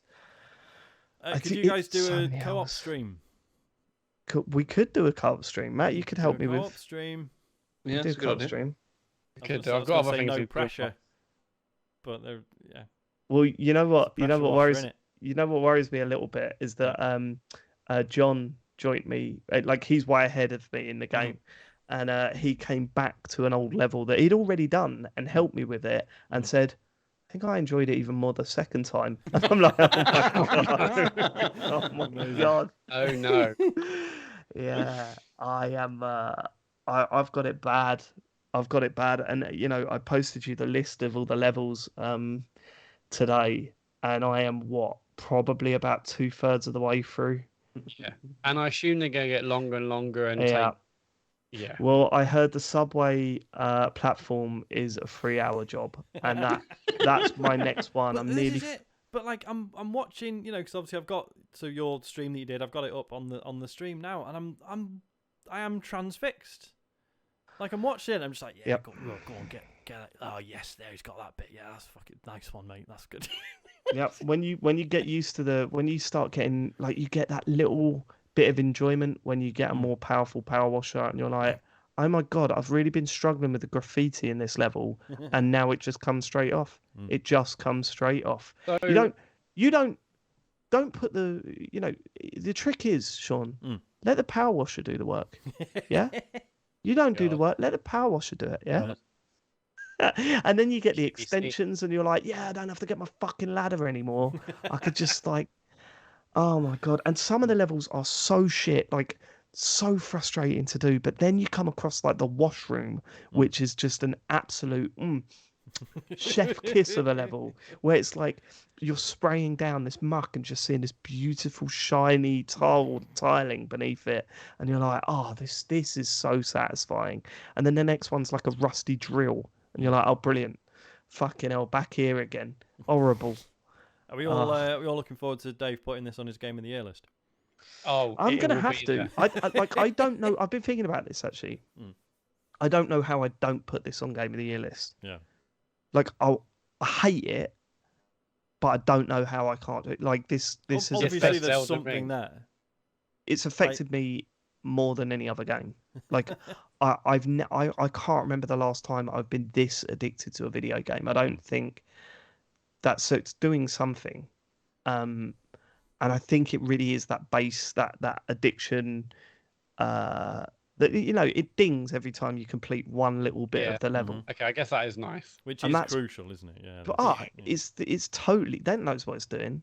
It's just ding. You did that. Well done. Here's $50. And you're like, yeah, I got my $50 closer to my next power washer. Oh man, don't. I'm interested to, Matt. You should if there's a couple of weeks, I reckon you should maybe go through the journey. But I was also thinking, I've got Elden Ring to bloody play. That's a depressing thought. But it's quite funny because there's 3 of us playing it. So it's Jay, who's way ahead of us. I think he might have completed it by now. John Denton, who's playing it, and myself. And I'm the furthest back. But it is quite funny how all I'll say to them is treehouse, and they're going, "Oh fucking hell, you did the treehouse!" Yeah, I did that this morning. I should sent them my videos, my time lapse videos once I completed the level, and they're like, "Oh, I do that with a floor where I go around the edges and then sort of spiraling on myself." I'm like, yeah, love all that. Yeah, it's a weird obsession, man, and I hate myself for playing it. Cool. So James, you deleted it. Yeah, I have. Is that out of fear, or just it didn't work on you? It's out of fear because I think because the thing is you're right about it being awful and everything, but there is a kernel of enjoyment there kernel. It's like you said, it's when it dings and it's just like, oh, that's clean now. And then you just and then also I saw one of your videos doing it as well, and I was like, oh, I like it's very methodical the way David's gone through that. That's really interesting. And you're just thinking, oh, it's really funny because sometimes I let Charlie play it because Charlie loves it, and it's really funny when you watch those time lapse videos when he's done it, because you'll see a real methodical clean, and then just it goes wild for a bit, and then it goes back to being methodical again. It's like, oh, yeah, that was Charlie's, but yeah. Has this made you want to clean your car or anything? Not really. I've got fucking Qashqai. It's awful. It's a piece of trash. So yeah, not really. Look, I don't know what, this game just doesn't make me want to do anything else other than play the game some more, to be honest. That's why I can't get properly into it. I've got too many other things to do. Yeah, same. I remembered that you could do remote play to your phone as well, so I was doing that quite a bit over the week. Is that quite fiddly though? don't think I'd enjoy that at all. Huh? Is that not really fiddly? What do you mean? So have you got a controller for your phone, or are you just? No. So I don't even connect the controller to the phone. I just it's still running on the Xbox, but it just projects the video to my phone Oh, I see. through the app. Yeah. So so I sit and play that. I mean, it's tiny screen, so that hurts a bit, but The controller's whatever, you get connected the to job your done. console, but you're watching it on your phone. That's right. Right. Yeah. Yeah, it comes up with that option. Like it says, "Are you sure you haven't got a Bluetooth controller connected?" And you go, "Yeah, don't worry about it." Yeah, And then yeah. you just carry on. Yeah, it's good. I know, fun. Don't worry about it. Matt, I so want you to start the journey because I think you're one That- garden level completion away from starting your journey. Yeah, I can't do that to myself. I think It's you just the can. amount of time in it, like because, I've like you got- said, Matt, I need to play. it's I like, need to exactly get like Elden Ring done before Christmas. I restarted Elden Ring like the other day, and because I was just like, I've got to play this now because otherwise, if I don't do this now, it's not going to happen like ever. I think, and that's It was why kind of getting like, into something. yeah, it was like for me, it was like I've got too much else on, and also like I was like I wasn't not enjoying PowerWash Simulator, but part of me was like, what I'm getting from this is not going to change at any point. It's just going to be the same shit. Yep. And that's fine. Like it does that one thing really fucking well. And I'm not like that's not me having a go. Does that thing. It was just It does that thing. Here's a more powerful power washer, but here's something that's harder to clean. Here's something that lets you clean a wider sort of spray, but now the levels are bigger. Yep. Like you never make real progression. It's fake progression. Yeah. And you're absolutely right. You're absolutely right. 100% right, Sean. But the problem was I played past the garden level, so now I have to do all of the levels. Like it also does that really amazing thing where it goes, it doesn't tell you how many levels there are. It doesn't show you all the levels. You get drip fed levels as you play through. You've got no idea how many levels are. So the only time I knew how many levels there were was when I sent you that list today. Right. And when I saw it and saw where I was fuming. There's a lot of levels. There's a lot of levels. It's like 30 levels. I mean, I didn't count them, but it seems like there's an awful lot. Something like that. Oh my god, no! Go on. Should we get onto questions? Do a couple of and questions. then I will count how many levels. Cool. Conky Donker says, "What is the biggest video game character that One Punch Matt could knock out with his Matt One Punch?" Ethan Winters. He's not very big though. 38 levels. 38 levels. Bloody hell. That's too many levels, isn't it? Yeah, you've got to stop, David. Yeah. I can't now. You've seen how far down that list I am. I can't stop now. It's getting done. I'll just do streams of it. Sorry, right, what were you saying? What's the question is, what is the biggest video game character that One Punch Matt could knock out with his Matt One Punch? Go on. Well, he said Ethan Winters. I think we can Actually, do was that. Is that Ethan Winters like with or without messed up hands? Well, I just the fact that his hands fall off and it's a bit of a laugh. So things could. He'd be like Mr. Potato Man or whatever. You ain't knocking out Ethan Winters. No chance. You went through a lot. You're having a laugh. I think his hands will drop off at the faintest sight of a punch. But that doesn't matter. You still ain't knocking him out. Yeah, the question is, can you knock him out? Not could you beat him up in a fight. It's whether you'd knock him out or not. You ain't knocking I've out. never thrown a punch, David. I'm not sure. I probably could. That's the thing. That's what I'm scared to try out. There must be like a physically large game character that's not actually that tough, right? That's what we need to aim for here. It'd be cruel, but it is the correct answer to the question. Doshin the Giant. Oh my god, that was on my top. Perfect. Yeah. Yeah. Right. Uppercut. Yeah. All right. Also, There's he's your too answer. tall. He's too tall as well, and he'd like definitely fall over. The damage he would cause. Yeah, is that how it works, James? Yeah. Maybe like 10 Pikmin in a trench coat. James with his tape measure going. Yeah, he's going over. He'll drop. Go on. Right, Rob the Toffee says, "Hi TCGS team. Firstly, I just want to say a huge thank you to all involved in arranging TCGS Con. What a brilliant day and evening. I want to apologise to James as I felt like as a team we let him down following his opening inspiring speech. My question Do you remember is, any of your words, James? Do you remember what this an inspirational? Yeah, I wish we rousing knew speech? we knew what you said. I just told them I believed in every single one of them. that's right. And Yeah, the- I'm and the- sure you I was said, doing yeah. that thing, you know, when we were walking upstairs to the arena. Mm. I was doing that thing that players do, like football players do in the tunnels. I'm going, come on now, like banging on the like railings and stuff. Going, well, let's fucking have them.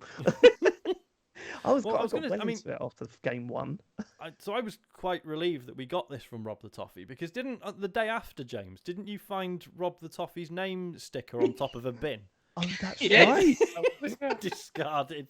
We I was like, oh assumed my that God. Rob was in the I bin. watched- in I there. watched some of the videos from that weekend as well that went into that group. Oh yeah. And you know that video? You're all in the nightclub after the TCGS thing. You still had your my name is tags on.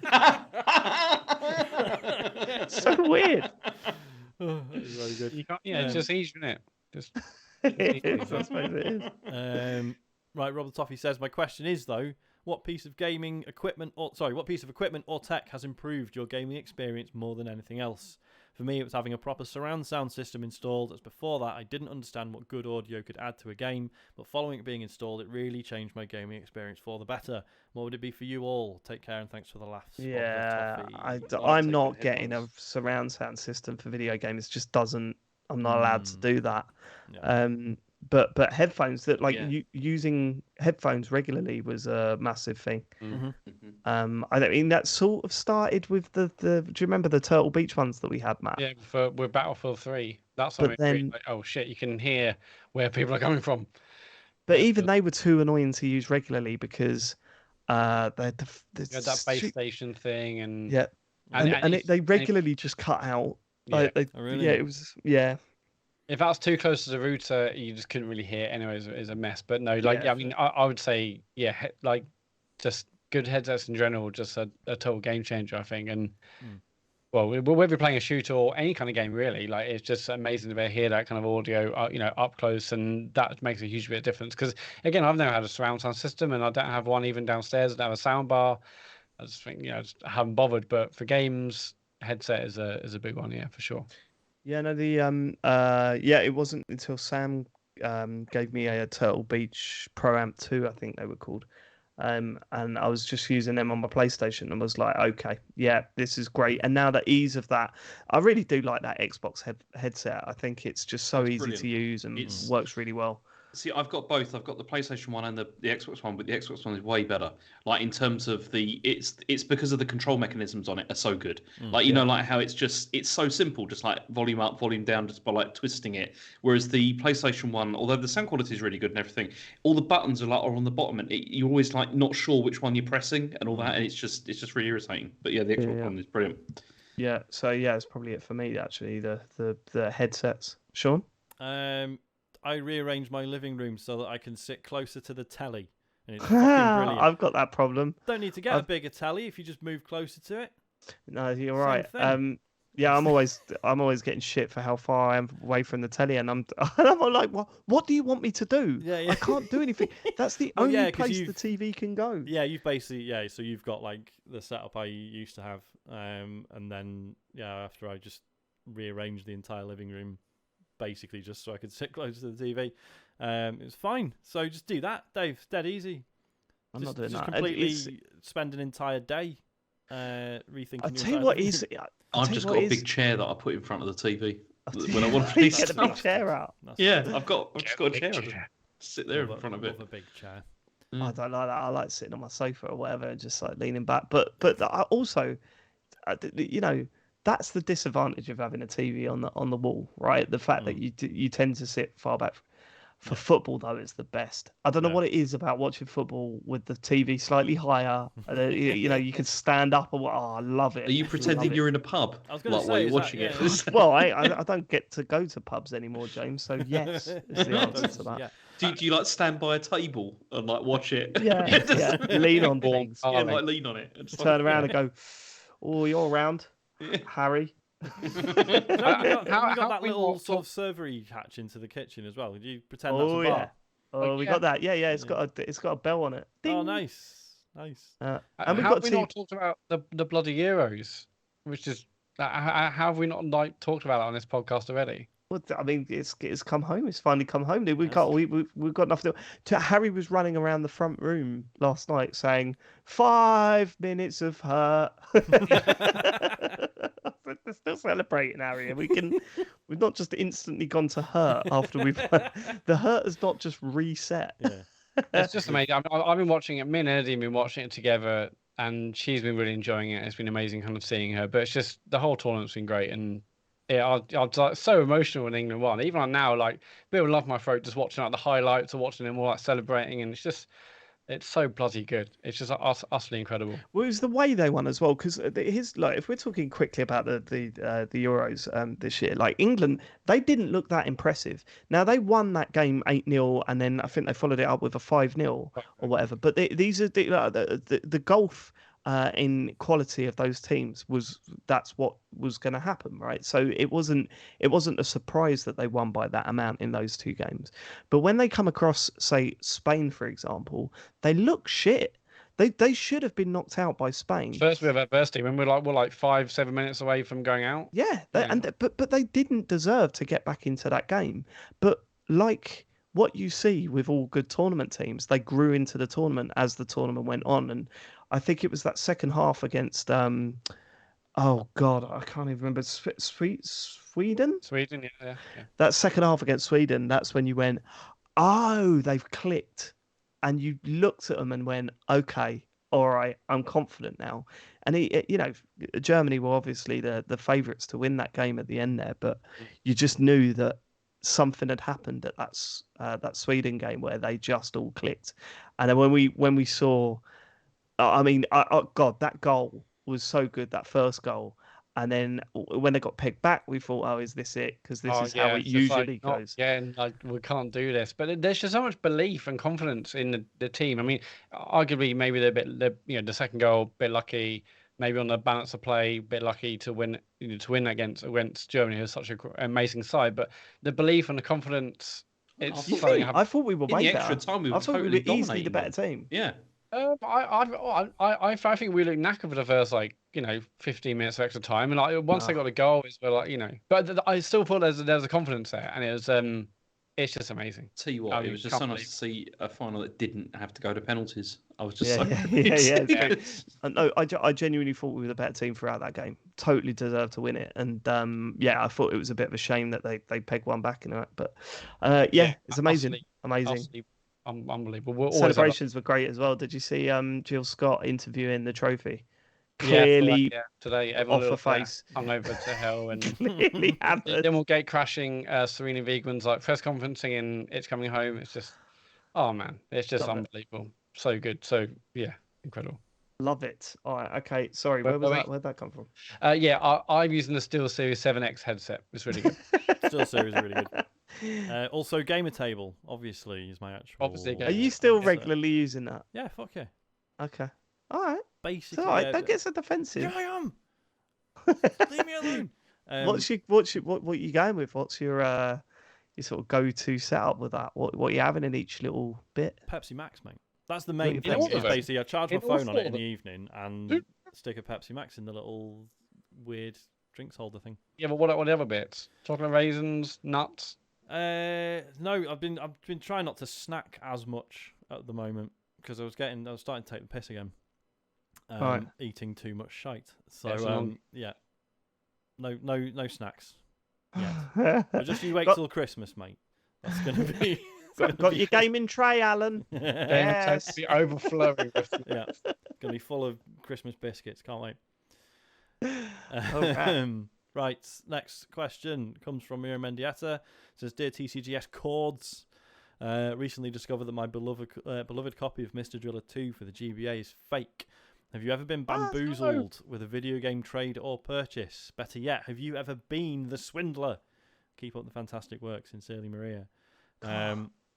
This is what the implication is. You've been the recipient of a dodgy trade, and you're like, "What the hell is this?" Yeah. I mean, in Maria's case, I don't know if that's hopefully, like the copy of Mr. Driller 2 actually works. But obviously, cloned cartridges are quite common now. They are really common. Yeah. Well, I've seen loads of videos on them. Because loads of people want to run you £30 fucking quid for a GBA game or whatever. So I kind of don't blame people for cloning stuff.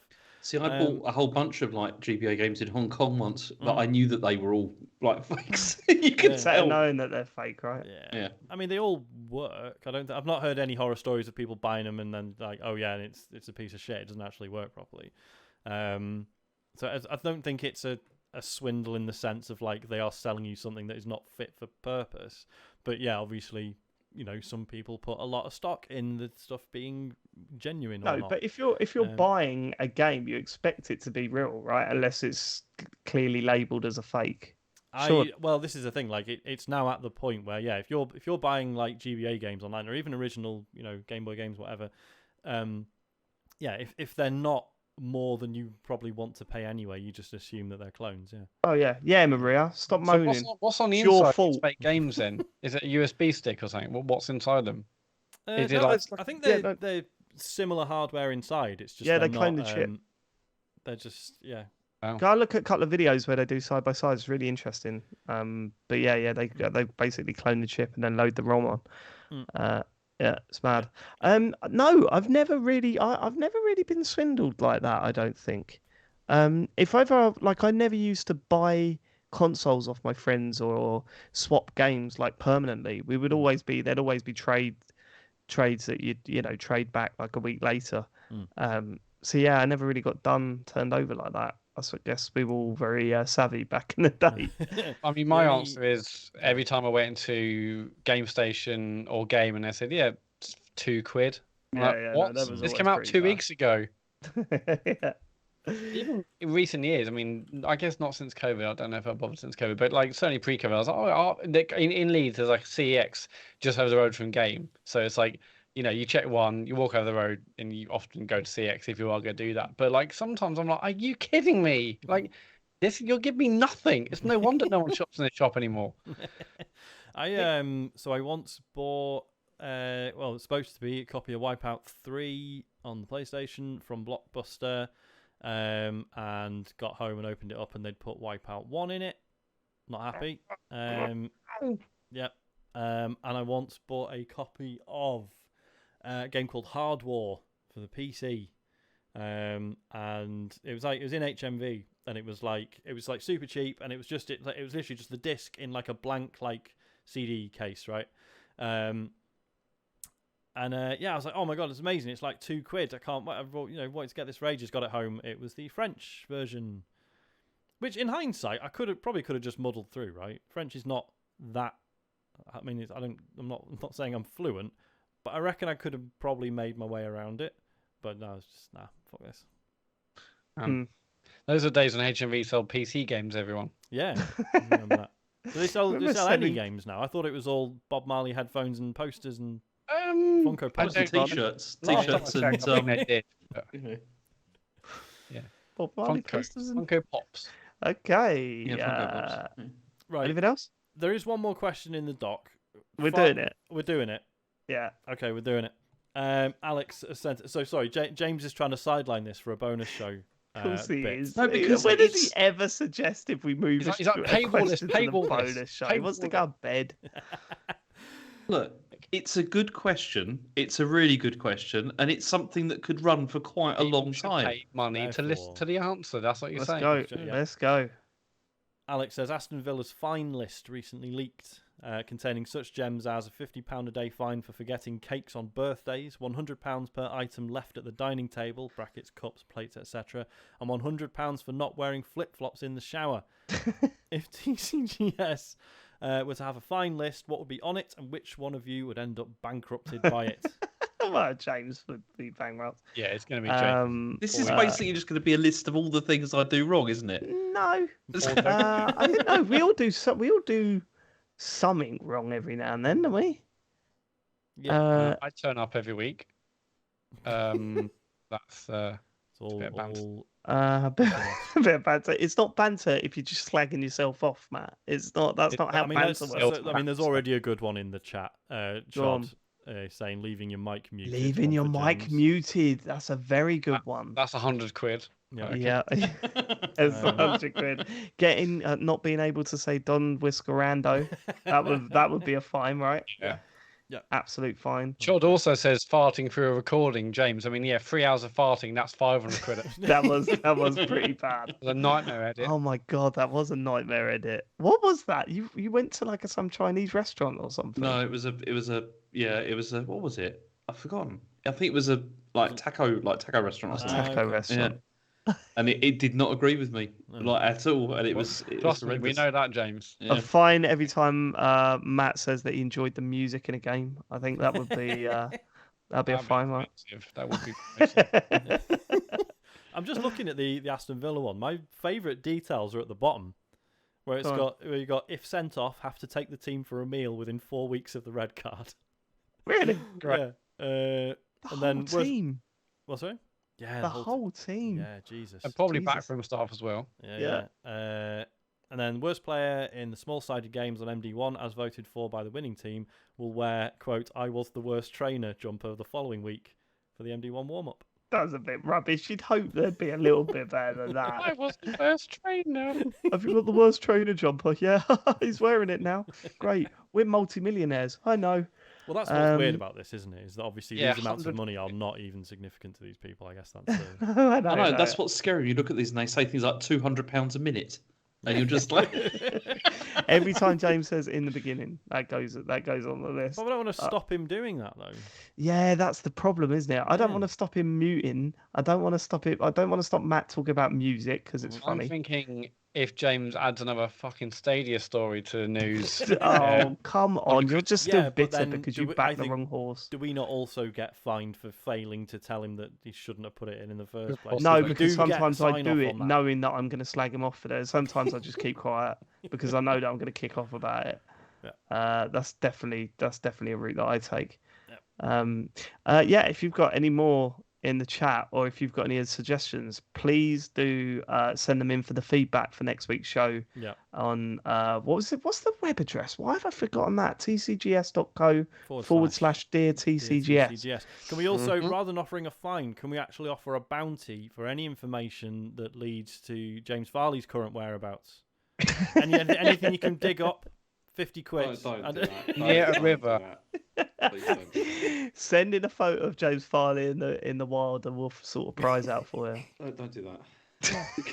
Yeah, people might actually take that seriously. Can we be absolutely clear? There is no cash reward for stalking James. Or the it's capture like of cash James Farley. Yeah, it's its own reward, to be honest. Yeah. You don't need the cash. But There will be no cash reward. You get a car. Yeah.